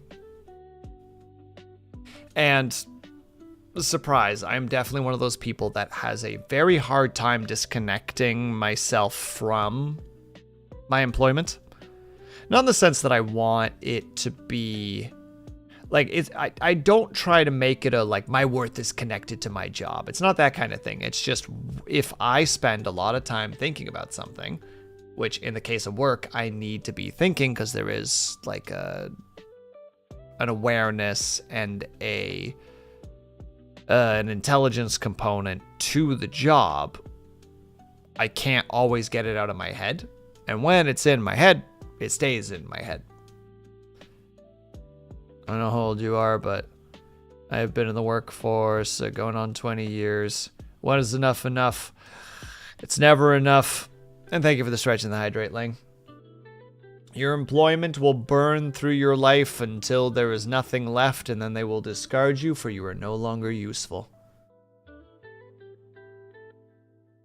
I've actually convinced several of my co-workers that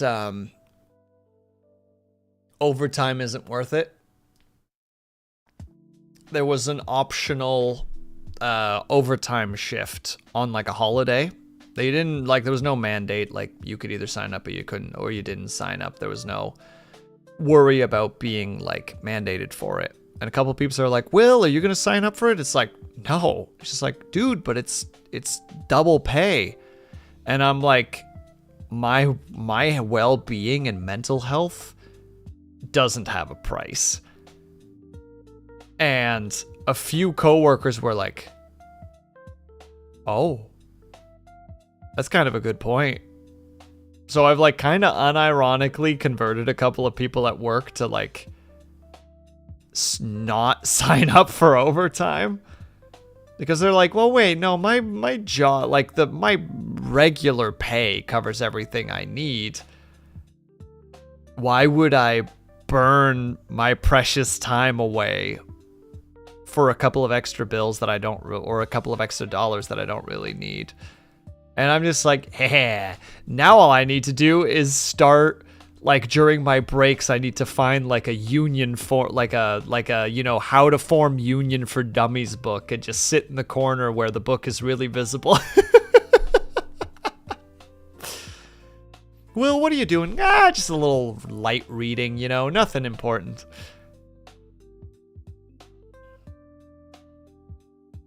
Just start printing out and leaving pamphlets about the benefits of union.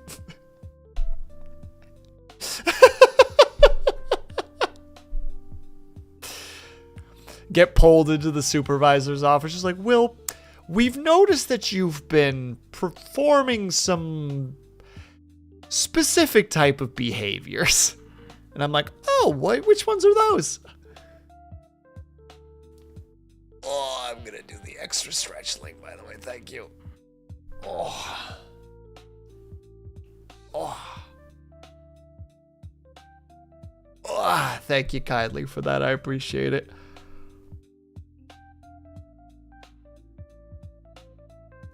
I do like the fact that I talk like this, but I'm also the one who will totally, like, take the work from someone else if it makes their life easier.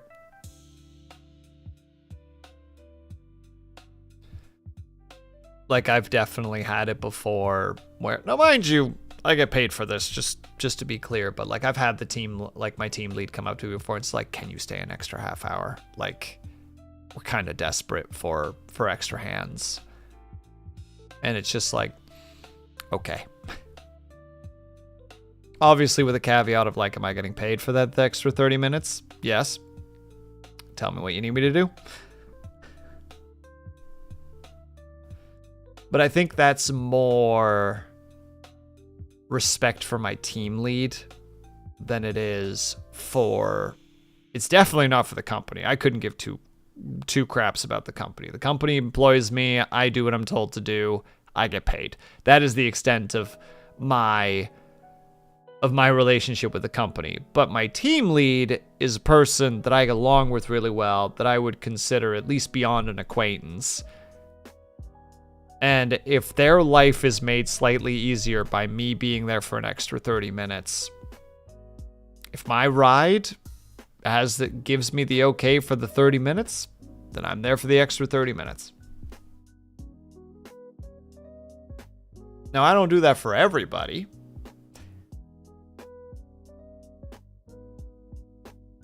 I might have told this story before. I don't know if I did or not, but there's this running joke with my one team lead that I get along with really well, where they had forgotten that I started 30 minutes earlier because there's like two parts of our shift. There's the ones that start 30 minutes earlier than everybody else because they're kind of like the takeover crew, like day shift ends and the 30-minute crew picks up from them just to make sure that the system keeps going without the full crew, like without the full work crew to be there for it. So kind of like a skeleton crew to keep everything running until like the actual shift shows up. And my team lead had forgotten that I had switched to that. So at one point I had been like, is there anything else that I can do? And they were just making me do more stuff because in their head, I was still there for 30 minutes. And then after a while, I had to remind them, like it was 15 minutes in. I'm like, you do know that I'm done 15 minutes ago. And like the realization kicked in and they were like horrified that they were making me do all this extra work. So they were like trying to like take the work off my hands and being like, no, you need to like get out of here. I'm sorry. And it's like, no, you're fine. Like I can finish doing this. I just need you to know. So it became just like a joke where I would, and Olive, thank you so much for the hydrate. I appreciate it. Like, I would make that joke to them where I'd be just like, is there anything else that you need me to do? And they'd be just like, get out of here, Will. Like, it came to the point of where, like, when my shift was done, my team lead would purposefully be like, Will, get out of this room. Go home. Like, just to make sure that they didn't make that goof. Like it just became this little meme between myself and the lead. And then one day there was this other lead that I was working for because I just happened to be put in a different part of the facility. And we'll call the team lead that I get along with really well, we'll call them team lead A just for simplicity's sake. And for this one time, I was working for Team Lead B, which, like, I know I get along with them semi-well, but not as well as I do with A. And, you know, like, the team leads talk, so a lot of the team leads know about the joke between me and Team Lead A. And I was prepping, like, we were zooming through the work. It was just the end of the shift. I saw the end of the shift, you know, like, I saw the clock strike over, and I'm like, oh, time to go. You know, time's done. And I start walking away because I'm done. And Team Lead B is just like, Will, aren't you going to ask me if there's anything else you can do? And I just turned back to them without really thinking. And I'm like, you're not Team Lead A. And then I just turned around and walked away. And then the next day I mentioned that to Team Lead A. And all of a sudden it just kind of like processed like how that might have been read in like kind of a negative way. You know what I mean? Like it could have really come across as just rude. And it was like, ah, crap.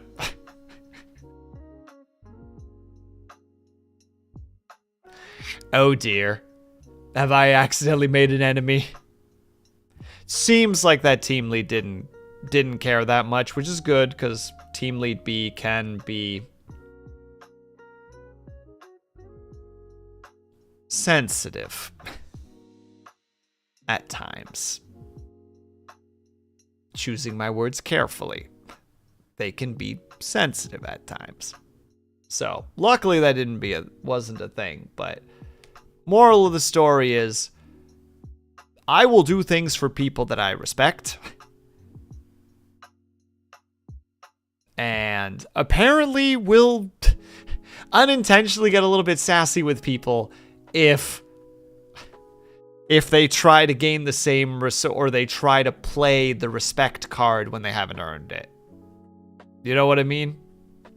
Like, there's a little bit of like a soldieriness to it. It's just like, yeah, my corporal, my sergeant, my squad lead, like, you know, squad lead is taking bullets for me. I will do so in turn. But if I get a new squad lead, it's just like, I don't know you from a hole in the ground. Like, earn it. I don't think you've ever been unintentionally sassy to me. It's always been intentional. Well, of course, Bojazz, because you deserve it. You're the one that got me onto frickin' Aska. I played 8 hours last night as my first game session of it. You've ruined my life. Why wouldn't I be rude to you? Also, hi, Bojazz. How are you? Also, wait, did I say hi to Olive? Olive, thank you so much for the hydrate. I appreciate it. I know I said thank you, but also I hope that you're doing well. I miss you. If you like Aska, you should also try Soul Mask. Ling. Me puts hand on Ling's shoulder. Like, grip becoming increasingly tighter, just like Ling, I don't have time. Ling, I don't have time, Ling.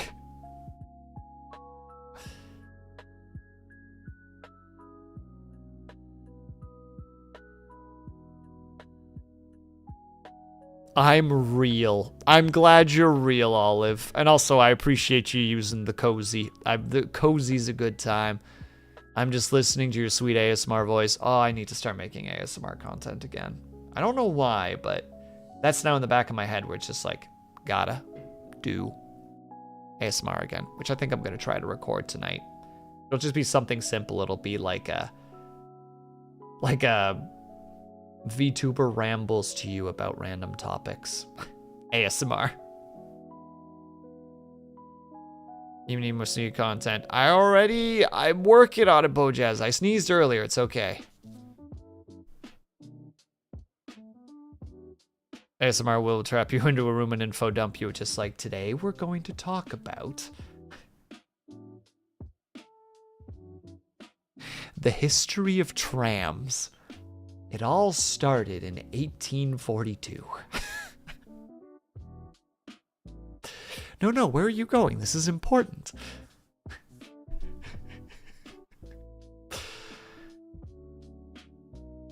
Don't bring up that game, the new DLC soon. Yeah, Ling, be nice. Stop bullying Blue. I mean, unironically though, like the Lost Lore Journals is basically going to be that.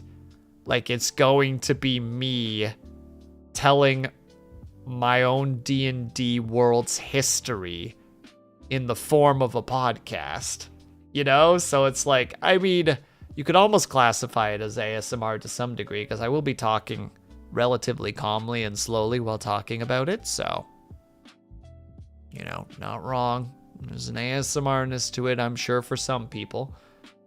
But mostly it's just like, no. You've been wanting to do something like this for a while, Will, and you've been putting it off for a really long time. It's time to stop. You spent money on art commissions. You have your first script. You've done a test run of it. You can do it. Record it tonight.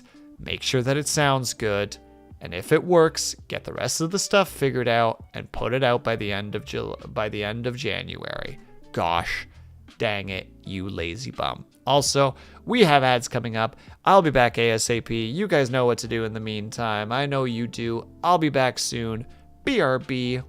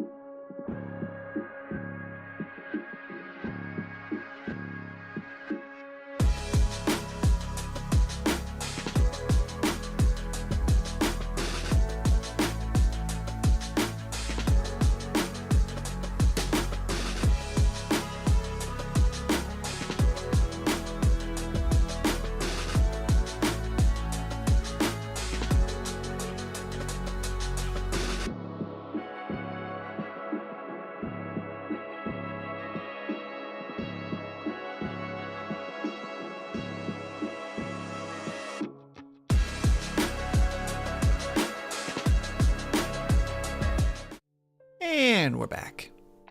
And yes, I do Super Blaze. I've been a DM several times, much to Bojazz's chagrin. R.I.P. Bojazz.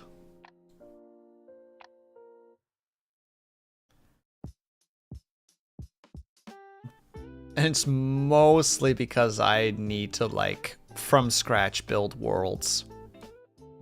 It's like, no, I must have full control of this world by creating it from scratch and then become completely overwhelmed by the story that I've created. And then the players are just like, just keep going. And I'm just like, I'm having anxiety issues. The campaign is now canceled.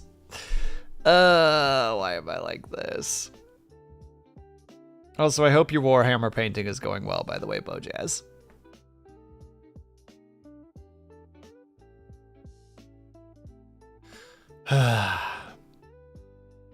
Also, I was thinking about recording right after stream. And then the neighbors started becoming noisy. And I'm like, okay. I suspect what's going to happen tonight is this. I'm going to end stream. I'm going to be lazy for a couple of hours until I know that my neighbors are asleep. Then I'm going to record. And then I'll probably go to bed. Because I have these little, what do you call them? CBN gummies. I want to test them again. Which reminds me, thank you, chat, for reminding me. I need to message the collab group tomorrow.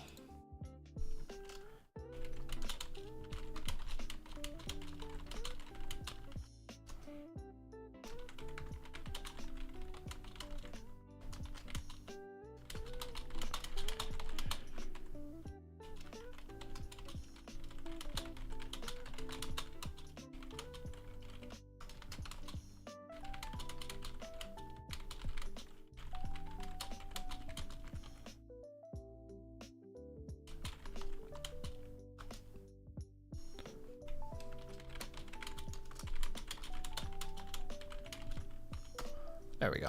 All right. I did my fair warning, as it were.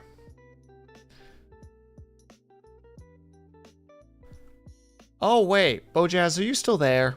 Bojazz! Bojazz, I am summoning you from beyond the grave momentarily, just simply due to the fact that I want to ramble about something.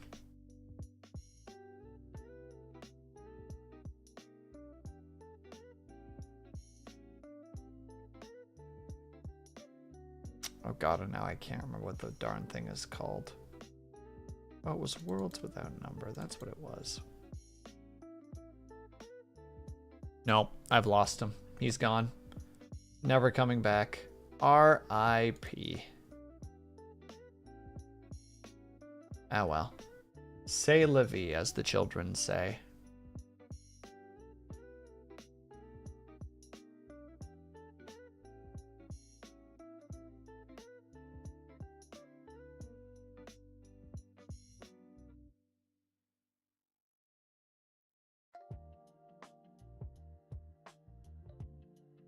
Sorry, I'm just quickly looking at the PDF that I wanted to glance at for a moment, because I'm starting to learn another TTRPG, because that's just something I enjoy doing with my free time for some reason. Not that I actually play the TTRPG, but I just like learning the systems. Like I'm currently, the one that I'm reading up about right now is Worlds Without Number, which is the fantasy version of Stars Without Number. And it is fascinating, and the spell system gets pretty silly after a while. Like, where was the one? I've played both. Oh shit, you have? That's awesome, Olive. Tell me more. Because I've ran a Stars Without Number campaign before, which was probably one of my favorite TTRPGs I ever ran. Because I had a solid group. It was Bojazz, Beans, Denzel, and one of our other friends. And it was the first time that I realized that you can separate the party and you can totally keep a story flowing like that as long as the party comes back together. Like, I would have it after every, like, major event, they would get, like, a week of downtime. And it would just always be neat. Like, everybody was working on their own thing. Like, we had Bojazz, like, designing like a medic gun, basically. We had Beans, like, doing, like, training montages in order to get, like, his his combat skills up because he was trying to turn into like a world-class underground pit fighter.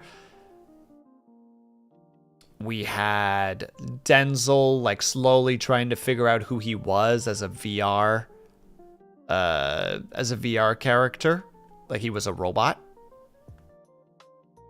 And then we had our other friend who was trying to start Space Amazon. Like, we just had so many neat things happening outside of the actual main story. Like, it was so good. It was so... God, I wish I hadn't let anxiety, like, tear me apart on that one, because I had so many ideas for them. Play starts with a number compared with Friends RL that we completed, and then with the same group we started Worlds Without Number, but it kind of fizzled out. We kind of got TPK'd in Worlds Without Number, and had to have a god revive us. Worlds Without Number seems neat because it reminds me a little bit, if you follow the internal lore of Numenera to some degree. Like, Numenera is based on the idea that it's a fantasy world, but it was Earth at one point, but it's just been so changed. Like, just civilizations rising and falling to the point of where, like, they're becoming, like, you know, like, type 2 civilizations to the point of where they can actually, like, start terraforming the world on, like, a molecular level, and just, that's just happened, like, 7-8 cycles worth. So, like, the world is nothing compared to what it used to be, and I feel like, if I understand correctly, Worlds Without Number is similar to that. Like, in the lore of Worlds Without Number, at one point there was even like an alien species that for a while took over the planet, and Hollow Earth is real because that's how humanity managed to survive against them for a while until they finally took over once again. But the world is like forever changed because of it. Like, even the magic system in Worlds Without Number is like almost more science than magic. It's basically like tapping into like kind of like the net mixed with like nano machines mixed with like latent ley lines of power, and incantations are almost more like finding the correct like passcodes and activation phrases in order to tap into magic. But if you do it incorrectly, the system will like deny you and could potentially just straight kill you. Like the magic system lore on its own is crazy. Like, it's fascinating. Also, yes, I'm aware that I'm using the word fascinating a lot. I acknowledge that.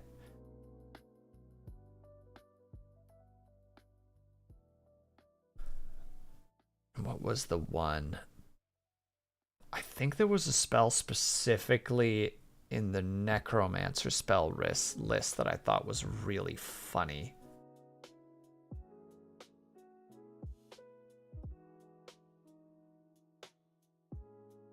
Hold on, let me just really quickly scan, because there was just one that I was like, what the fuck is this ability? It's not that one.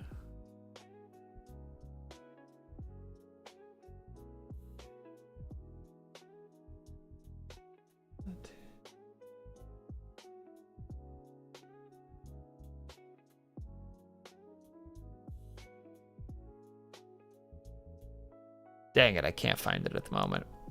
I tried to fasten.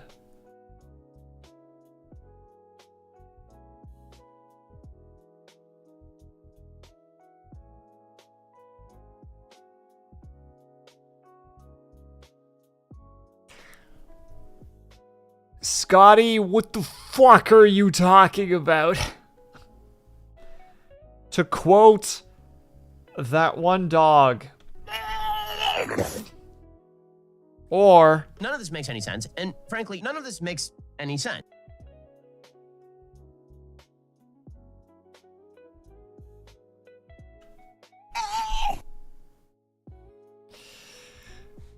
but I feel like I'm in danger of reading it, Scotty. I tried to fasten 9 tangs the other day, but I only fastened 8 tangs.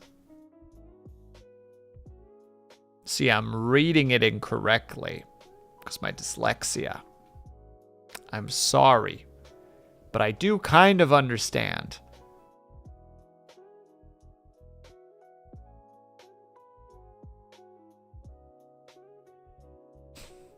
I'm sorry, Scotty.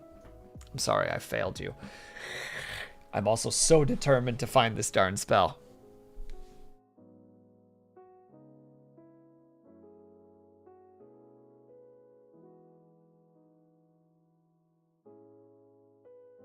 Fascinating. But I could only fascinating, whereas you were fascinating the other day. Ich verstehen, but I'm confused. Where is this darn ability? I'm sorry, now I gotta like scan to make sure that I can find it, because it was such a fascinating spell.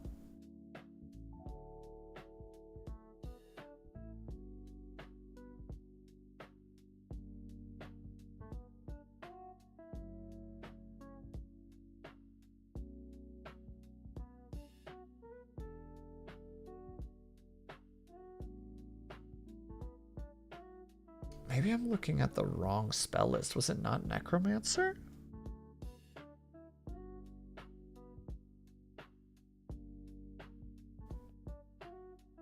Uno secondo, chat. I apologize. I deserve your judgment for this one. Judging.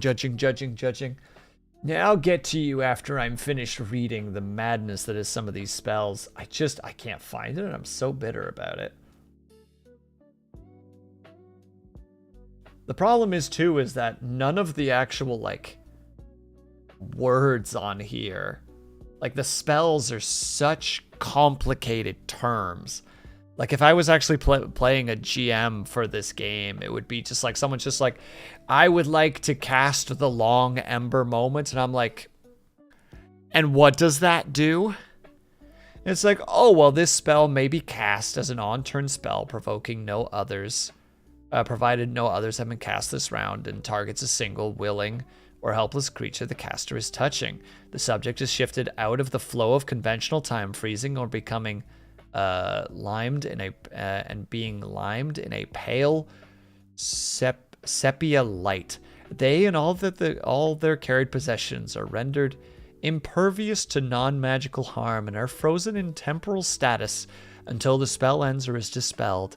Enchanted creatures are quite light, carrying counting as only 4 items of encumbrance due to their unwieldiness. The spell ends when the mage releases it, or up to a max of 1 day per caster level. If cast on himself, the mage cannot end until the full duration expires. It's like, how the frick would I know that does that?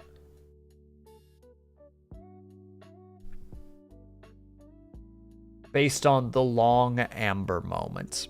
You know what I mean? Like, they've got some fascinating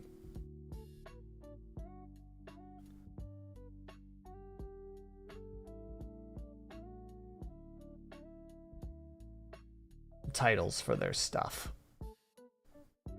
I know it was a Necromancer ability. I know it was. I just can't remember where it is or what it does.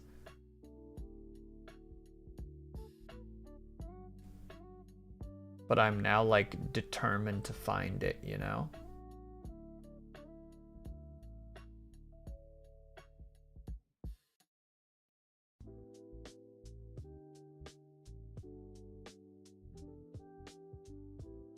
Let me see.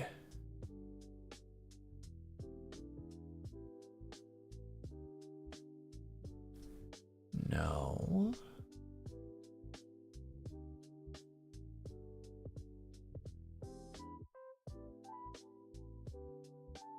I apologize for my momentary silence. I'm so determined to find this darn thing.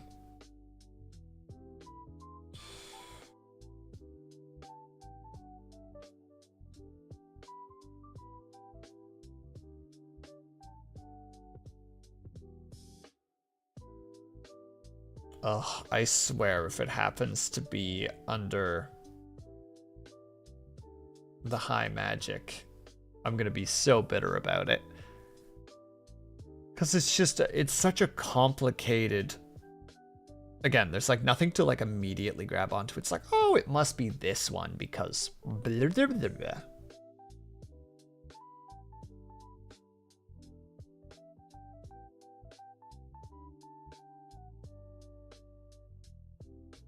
Scanning. No.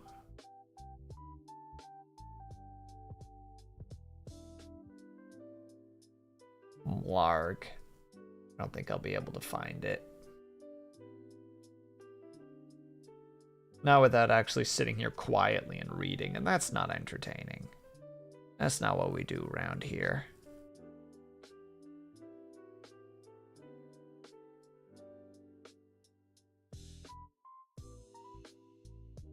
I say while still scanning rapidly, hoping that I can maybe find it.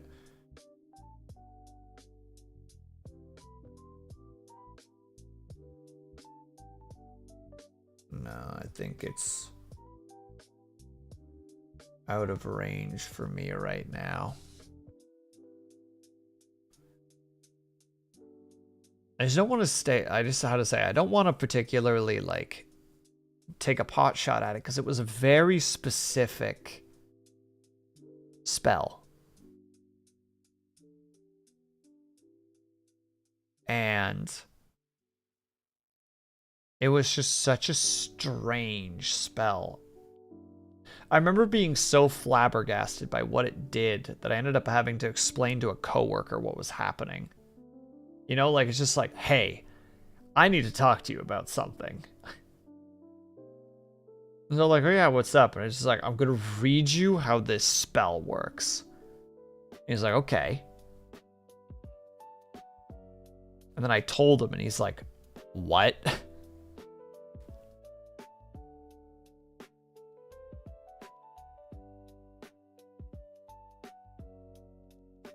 Yeah. If I ever find it again, I will bring it up. I'm just a sad boy right now because I can't find it. Boo. Oh well, regardless. Fascinating system. I also love the fact that one of the magic system, or how to say it, one of the characters, or two of the magic systems are devoted either to healing or to martial arts. Like straight up, like you can be, one of your casters that you can be is a Vowed, which is basically a monk. But what's neat about it is that you can actually multi-class them with something else. So there's the expert, there's the warrior, and then there's the adventurer. Oh, sorry, I think it's like the caster, and then there's also the adventurer. Sorry, I'm on a ramble damble right now. Where's that list? Where's that darn list? Show me what I want.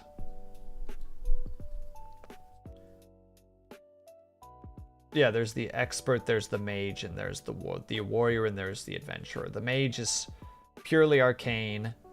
The warrior is purely combat. The expert is very skill monkey-esque. But then the adventurer can kind of take parts of everything. And the Vowed is specifically designed to be as a partial thing. So you can take one level into Vowed and then put it into something else as well. So like, for instance, one of the spellcasters you can pick is Elementalist.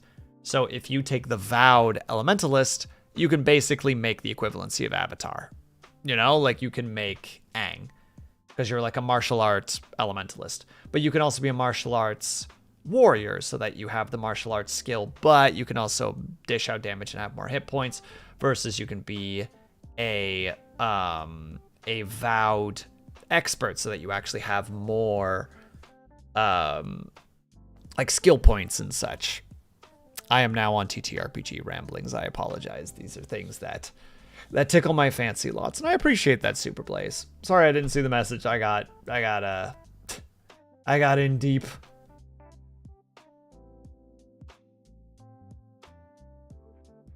But yeah, I do like systems like that.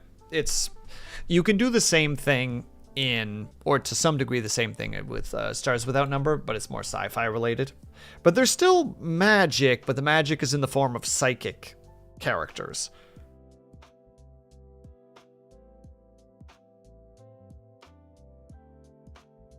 And I mean, similar idea for the most part, but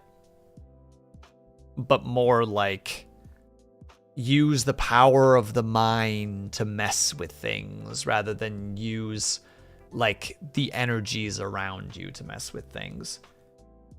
Similar idea though, in the sense that in both situations you can potentially harm yourself immensely if you push yourself too hard. Like I think in Worlds Without Number, you can basically like you overcharge the world, or at least the area, and it in turn just like causes massive effects upon yourself.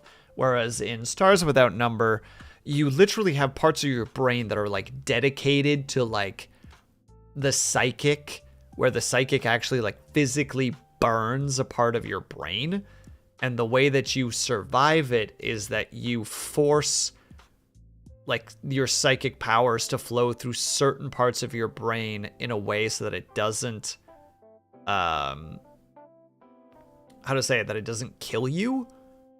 And thank you very much, Super Blaze. Have yourself a good night. Thank you so much for being here. I appreciate the heck out of it. Basically what happens is you could push yourself beyond your limits, but you actually do physical harm to your mind. And it has like notable ramifications. Like, where is it? Stars Without Number. Hold on, I just need I'm in deep right now, Chad. I'm sorry, I'm in deep. We're here we go.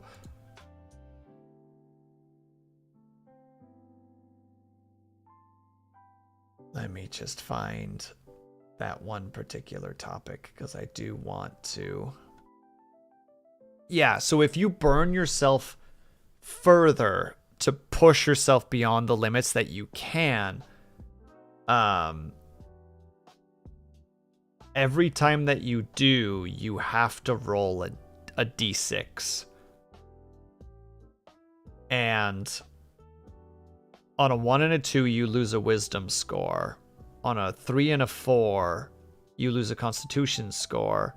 On a 5 and a 6, you choose an attribute. You lose a point in an attribute of your choice. And on a 5, you have that. And on a 6, you have nothing. If your wisdom score goes to 3, so psychics reduced below a wisdom of 3 go violently insane and become feral psychers. Those are reduced below scores of 3 and other attributes like become dead or unviable as characters. There is no way to cure for brain damage caused by torching.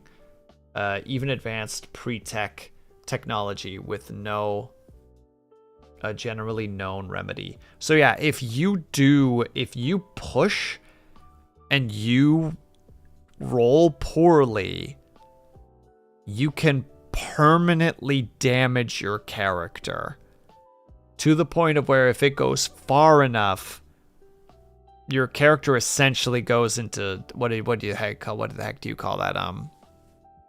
Cyberpsychosis, like in Cyberpunk, where you just literally lose your mind. And it's like it's such a cool system. I love it. It's such a risk. But you sometimes will be put in situations where it's like, well, I think there's really only way to get out of this. And it's me physically gambling with my life. And it's like, that's awesome.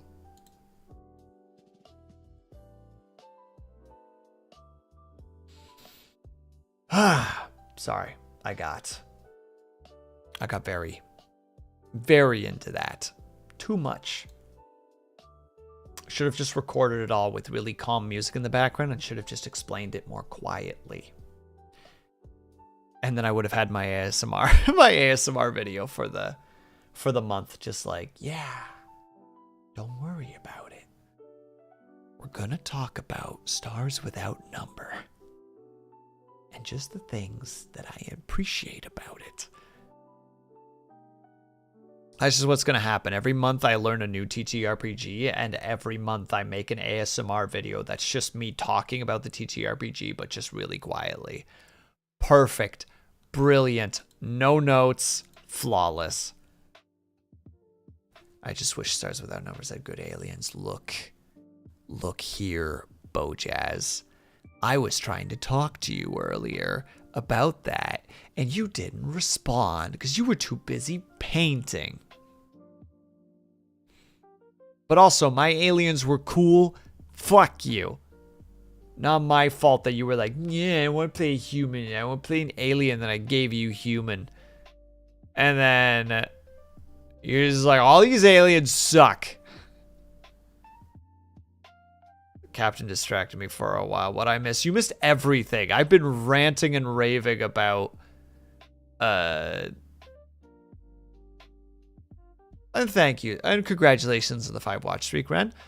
I've been ranting and raving about Worlds Without Number and Stars Without Number, and just how much I enjoy the systems in those games, and how I think that like the psychics are really cool in Stars Without Number, but like especially their torching, where they physically do damage to their mind permanently that can't be fixed if they push themselves beyond their limits.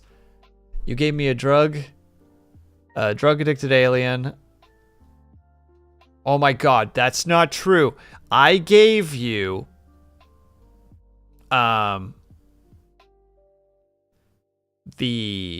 Donta, which are basically the Quarians from Mass Effect if they were anthropomorphic elephants that did not have the sickness or like the weak immune system and were more of like a tribal, like a space tribal nation. You had the Nara, which were like anthropomorphic spider people whose like whole thing was like deception, cunning, and being able to climb walls. You had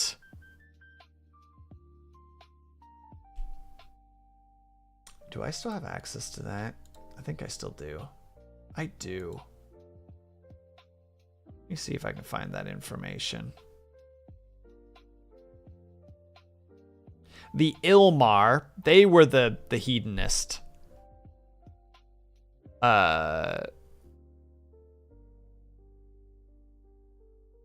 How to say it? The Ilmar were basically dark elves. Like they were just, their race is doomed because of their own hedonism. Where the heck was the line?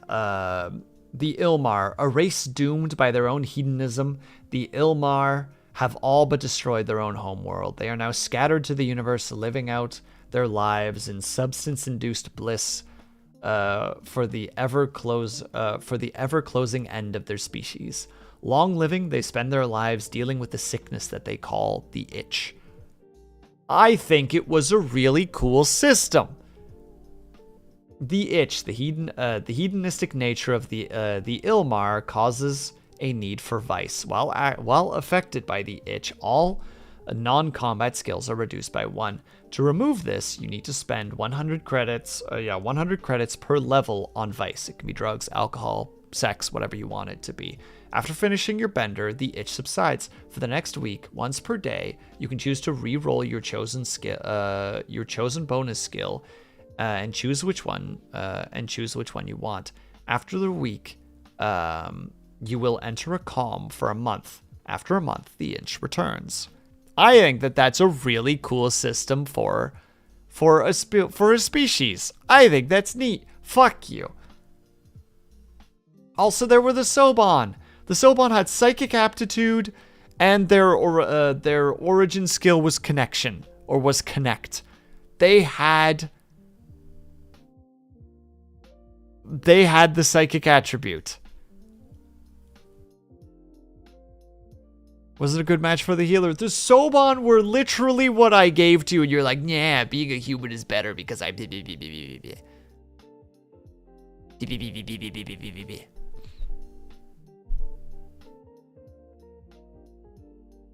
Yeah.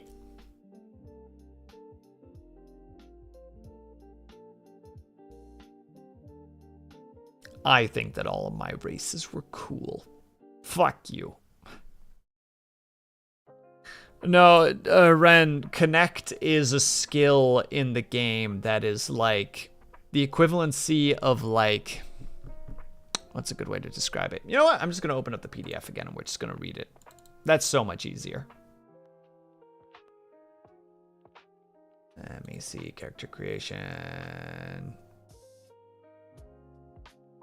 Find people who can be helpful for your purposes and get them to cooperate with you. Roll it to make useful connections with others. Find people that you know. Find a way to get illegitimate goods and services and be familiar with foreign cultures and languages. You can use it in place of talk for persuading people you find via this skill. Maybe after D&D I'll run it. Deal. I still need to look it up and actually learn it. You said it was edition 6 specifically, right?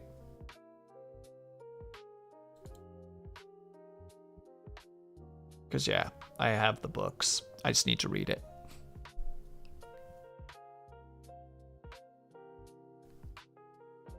Because I was trying to read a how to play, and it was just so like... Wait, how does this work? Because they were talking about, like, rolling on tables to make your character, and I'm like, well, wait, what's stopping you from just picking what you want, like making yourself an overpowered character? And the how-to, like the how to play was just like not helpful in that regard. I'm like, okay, I'm just gonna have to crack open the books at some point and just read it, because I'm very confused as to how to do this character creation.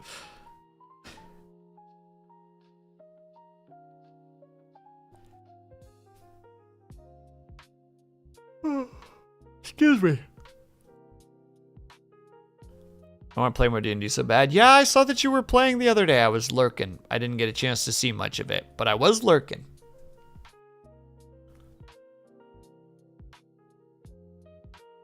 Man, I appreciate a simplicity in skills. Like, I love that the combat skills in Stars Without Number are stab, shoot, and punch. Easy. GM one-shot me. R.I.P. Ren. R.I.P. The intro module. Zumnum got me. Has pre-made characters and we can test it out. With that before we decide if we want to go. Nah, Bojaz, you know how I work. I am definitely going to learn the entire character creation system and be like, I made a character that I think will be fun. I'm not going to be like Beans, where it's going to be this crazy broken character, but I'll be like, I made something fun. You ever heard of Lasers and Feelings? It sounds familiar. I couldn't conjure up the information off the cuff. Lasers and Feelings. Let me see here.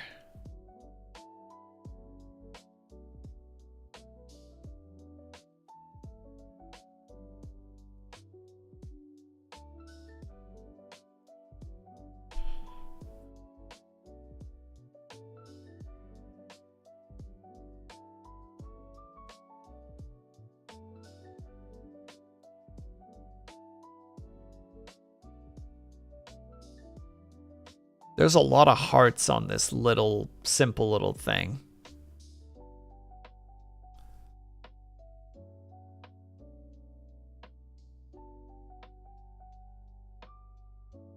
Wait, hold on. You are the crew of the interstellar scout ship Raptor. Your mission is to explore uncharted regions of space, deal with aliens, both friendly and deadly, and defend the consortium worlds against space threats. Captain Darcy has been overcome by a strange psychic entity known as something else, leaving you to fend for yourselves while he recovers in a medical pod. Fucking what? I'm sorry, what?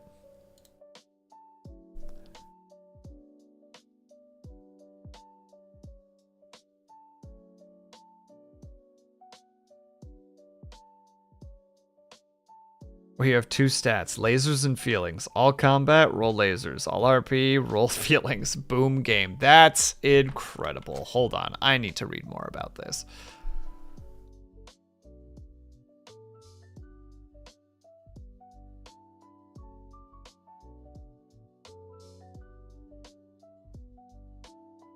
You have an outfit, a super sweet space phone camera communicator scan thing, a veritable beam phase pistol.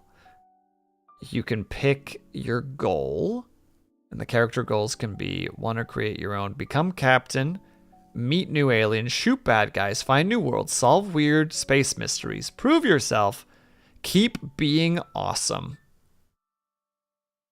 You have to pick.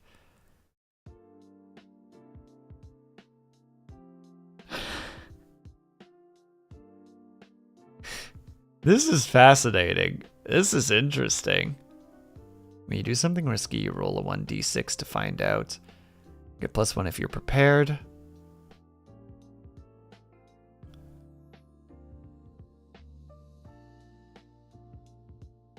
If you're using lasers, science/reason, you want to roll under your number. And if you're using feelings, you want to roll over your number. Wah! Noises! People! Beans! Hello, beans! Why is that behind me? That shouldn't be. Oh, here it comes. Oh, thanks, Bojazz. You didn't give me any warning. Not even a 1. Hello, beans.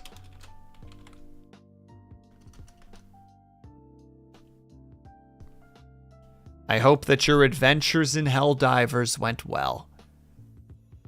With the crew, as it were. With the peeps, with ya boys, with the toe boys, I believe is the title.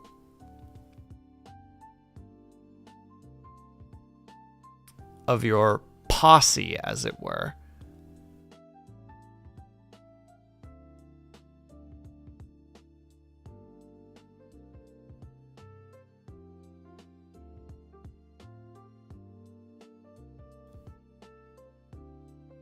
Also, sorry, I'm doing a really quick scan because I'm learning about a new TTRPG. But hey, Quasi, how's it going?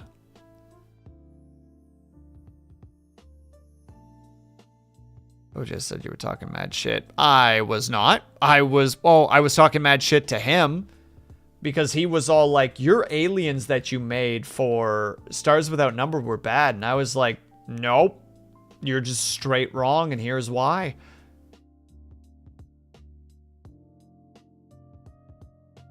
And because of that, we're talking about a bunch of other TTRPGs. I'm being misrepresented. I believe Bojazz said, and I quote, I just wish Stars Without Number had good aliens. That's implying that the aliens that I made were not good. Also, you said that that Beans makes broken OP characters, but it's true. He's good at it. That's what he's good at. He's good at taking systems and breaking them. That's not talking shit. That's talking compliments. That's praise. I've been a busy hermit. Mood. I dare take it back. You know for a fact that's how it is. You math wizard out here just like, well, hey, you know, if you actually do this, it's pretty broken.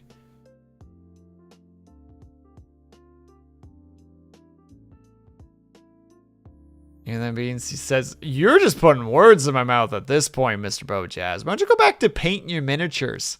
How's that army of yours coming along, bucko? Couple of them still missing paint? Like, all of them? Yeah, you walk away. Now, shush. I'm learning about lasers and feelings.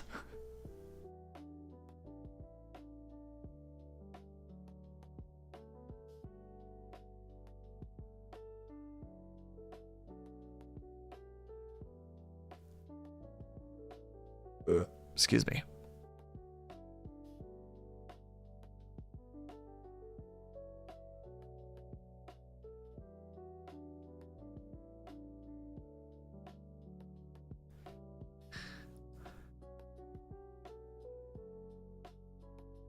You know what? I think the system is neat based on the little bit that I've just read. I'm painting so furiously right now, yeah? You better be painting even faster. The deadline is approaching.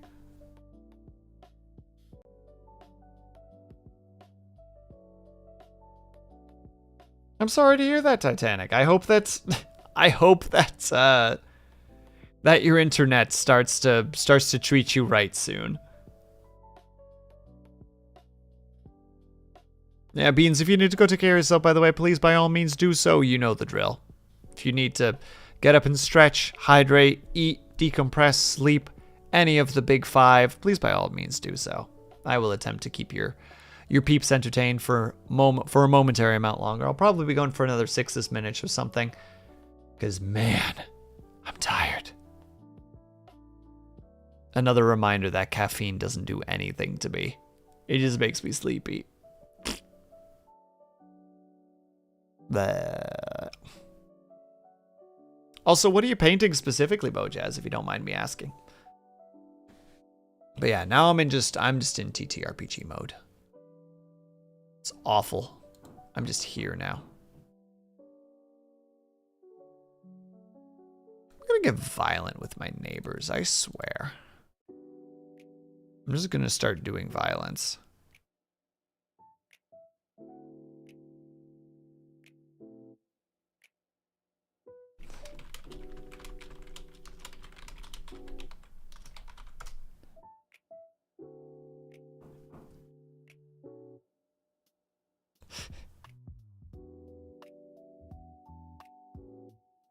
My caffeine intolerance is dead. R.I.P. Still finishing those commandos. They're very close to being done. Next up is my new wood elves. Your new wood elves, as opposed to the old wood elves. I think I had something to do. I think I had something to do with not getting. Yeah, and having overstress hormones. Yeah. Whereas caffeine continues to either do something or do nothing. A lot of times this does nothing, unfortunately. It's the way that life is. Oh, he is still going. Good for him. Oh no. And Cobalt is still going. That means he struggles. He struggle. He struggle, boss. Oh no, boss, he struggle. Sorry, just looking for targets so that we do a swift exit when we do a swift exit. I might just go actually for a lay down while I wait for my neighbors to stop being noisy. Because I'm supposed to record tonight.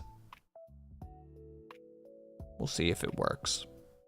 If it doesn't work, we record next time. We can still do it. It's not too difficult to record. It's only about 40-ish minutes, so. Can you tell I'm in my own head right now? No further questions. I will not be taking any more questions.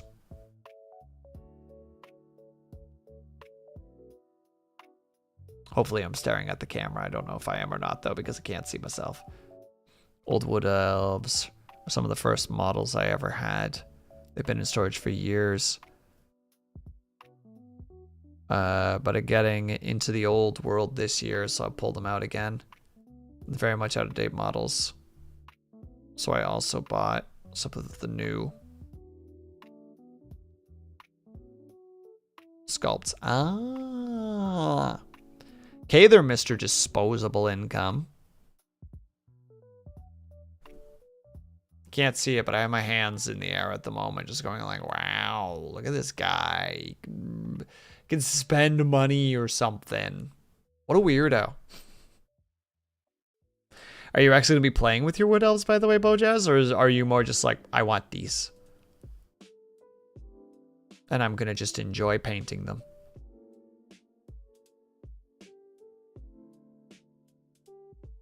Because I can understand both. Oh no, I didn't see that. Null Moth. Null Moth, I'm sorry. Congratulations on your first tea. There we go. Words. My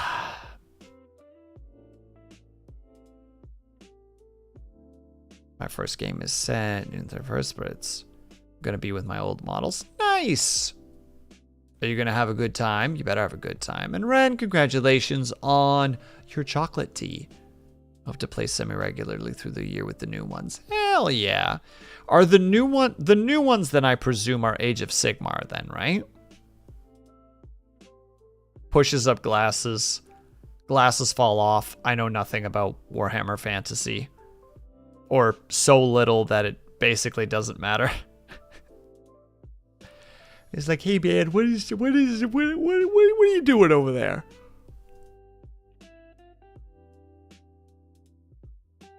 No, wood elves were removed from H.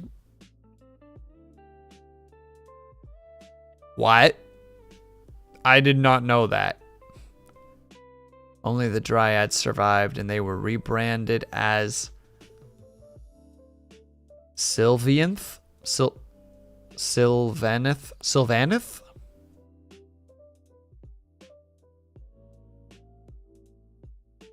I don't think I'm saying that right. But I'm trying. That's what's important.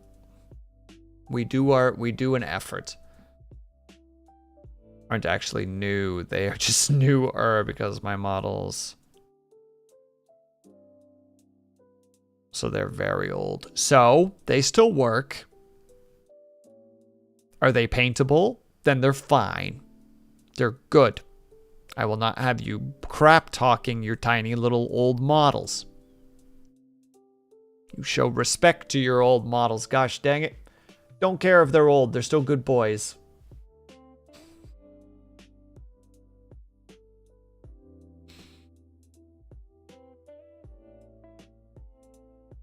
They mostly work. They were all painted, but some of them don't actually exist in the game anymore. Oh, like they're so old that it would actually be hard to find the rules for it?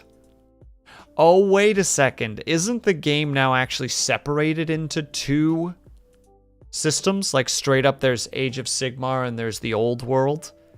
Like those are two separate branches of Warhammer Fantasy?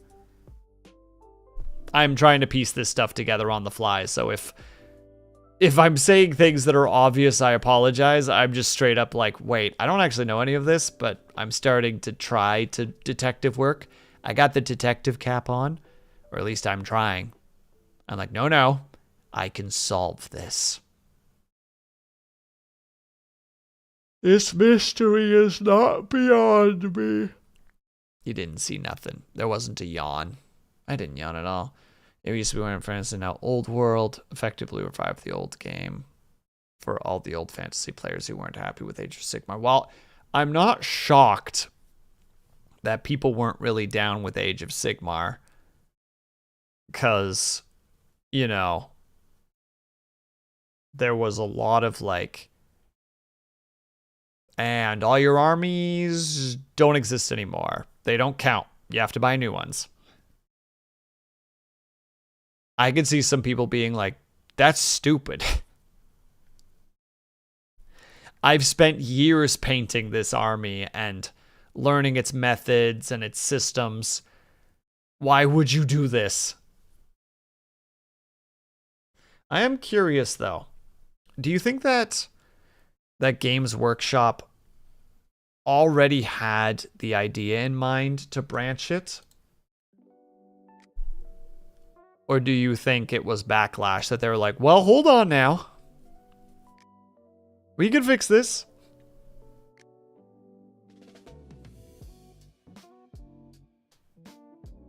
Because sometimes I do wonder, because like corporations usually have backup plans, you know what I mean? Or stuff that's happening in the background that people just don't know about. So I wouldn't be shocked if it turned out that they're just like, well, no, roll out Age of Sigmar. We're already working on the old world stuff. And if players get upset about it, which they will, we'll put out old world content and it'll put us back in their good graces, you know? It's like the friendly version of Pocket Sand. It's like, we at the company hear your complaints and we have conceded. We are working now valiantly on restoring the old system, and we will call it the old world. For those who simply are stuck in the past, we will appease you.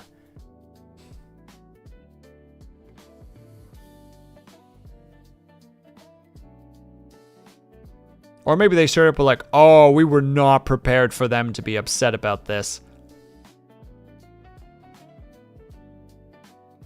No, they absolutely didn't have the idea of bringing it back. If they did, they would have had new rules ready from the get-go. Instead, we just got a modified version of the 8th edition and all the old metal. Okay, yeah, they didn't have a clue what they were doing. They somehow presumed that was going to be fine. Games Workshop seems to have a track record of that, where they're just like, no, this is going to be fine. We're doing it. And then people are like, what the fuck, Games Workshop? And Game Workshop is like, maybe, whoopsie doodle.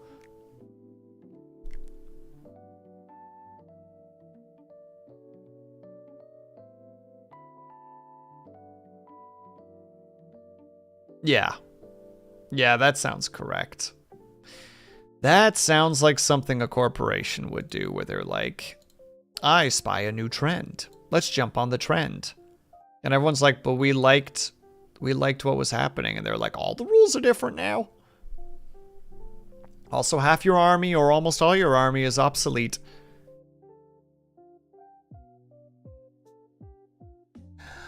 Bruh.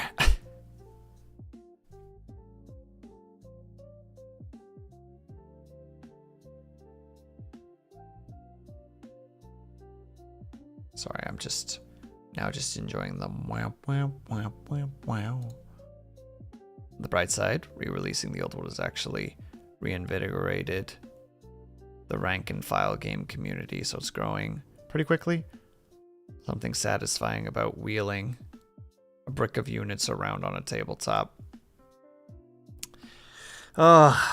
Gamers love their units. I'd probably play the Imperium just for the gunpowder units. You know, be just like, who are those guys? Like, I don't know, they got guns though. I send a volley your way. I would definitely have like a, what do you call it? Like a sound table on my phone, and every time they fired, I would click a button, and my phone would just make the sound of a bunch of guns going off. And it's just like, this is not for immersion, this is for me. This is for me to get to just listen to the booms.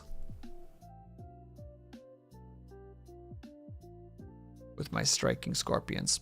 Send me links in the DMs if you could, Bojazz. I would at least like to see them, if nothing else. Also, we are coming up to the next ad break, and I do not have the mental fuel to keep going. I'm sorry, everyone. Bojazz is just so exhausting to talk to. And by that I mean I was already running out of steam like 20 minutes ago, but then we started talking about Warhammer, and I'm like, wait, I don't actually know about this stuff, and I actually want to learn about this. So I dragged myself back into consciousness, like, no, you can do this. You have things to learn. And then it all fell apart once again. And that's okay.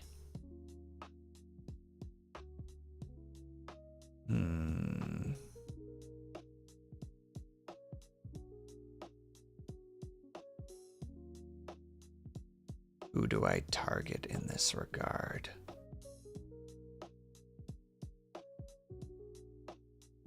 Who do I target? You're gonna have to paint him though. Well, invite me over at some point. Jeez, it's like you never want me over there. Honestly, it kind of hurts. I'm just like, hey, Bojazz, can I come over to paint models? And you're like, fuck you, Will. And I'm like, oh, okay. I guess not then. True story, totally happens. And hey, Matt Meter, I hope that you're doing well.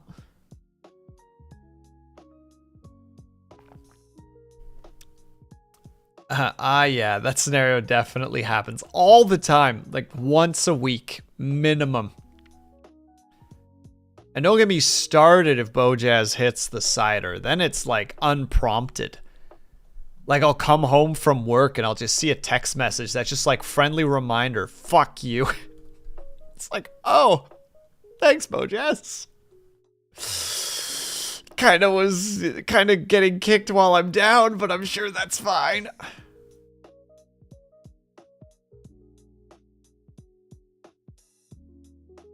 You know what? No, I'm gonna be a simple lad, and we're gonna raid Dub Shadow. Dub Shadow's the correct target here. Although, when was the last time I raided Nyx?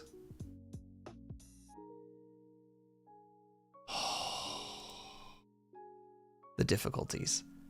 Scotty, you don't understand, all right? Bojazz is a menace, a monster. You know what? No, we're gonna raid Nyx. I haven't raided Nyx in quite a while. He deserves it. He's currently playing Neo 2, which is he's a Soulsy boy. He loves the Soulsy boys, or the Soulsy-esque boys. And we gotta start this raid soon because our pre-rolls are coming up very quickly. So we're gonna head on over there. Thank you guys for hanging out with me today. I apologize for no video games today. I cannot type to save my life. Raid S, raid F. If you are subscribed, please use that raid message. If you are not subscribed, please use that raid message. My goodness. I'm on the struggle bus today and I can't get off. 19 people. Thank you guys so much for being here today. I super appreciate it. Quick outro and then we are done for the night because I only have 6 seconds before the pre-rolls. So thank you guys so much for sticking around, whether you were chatting, whether you were welcome to just pop in and for a second. I just super appreciate it. Hope you guys have a great day, afternoon, evening, whatever time it will be for you. Hope you're taking care of yourself. So if you're drinking plenty of water when you finally go to sleep, whatever time it will be for you, hope that you have a very restful sleep. I will see you guys over at Nyx. Hopefully I will see you tomorrow unless my freaking gummies knock me the fuck out, in which case have yourself a great weekend. I will see you guys the next time that I see you. Thank you guys again. Super appreciate you guys. 700's freaking nuts. Bye bye for now.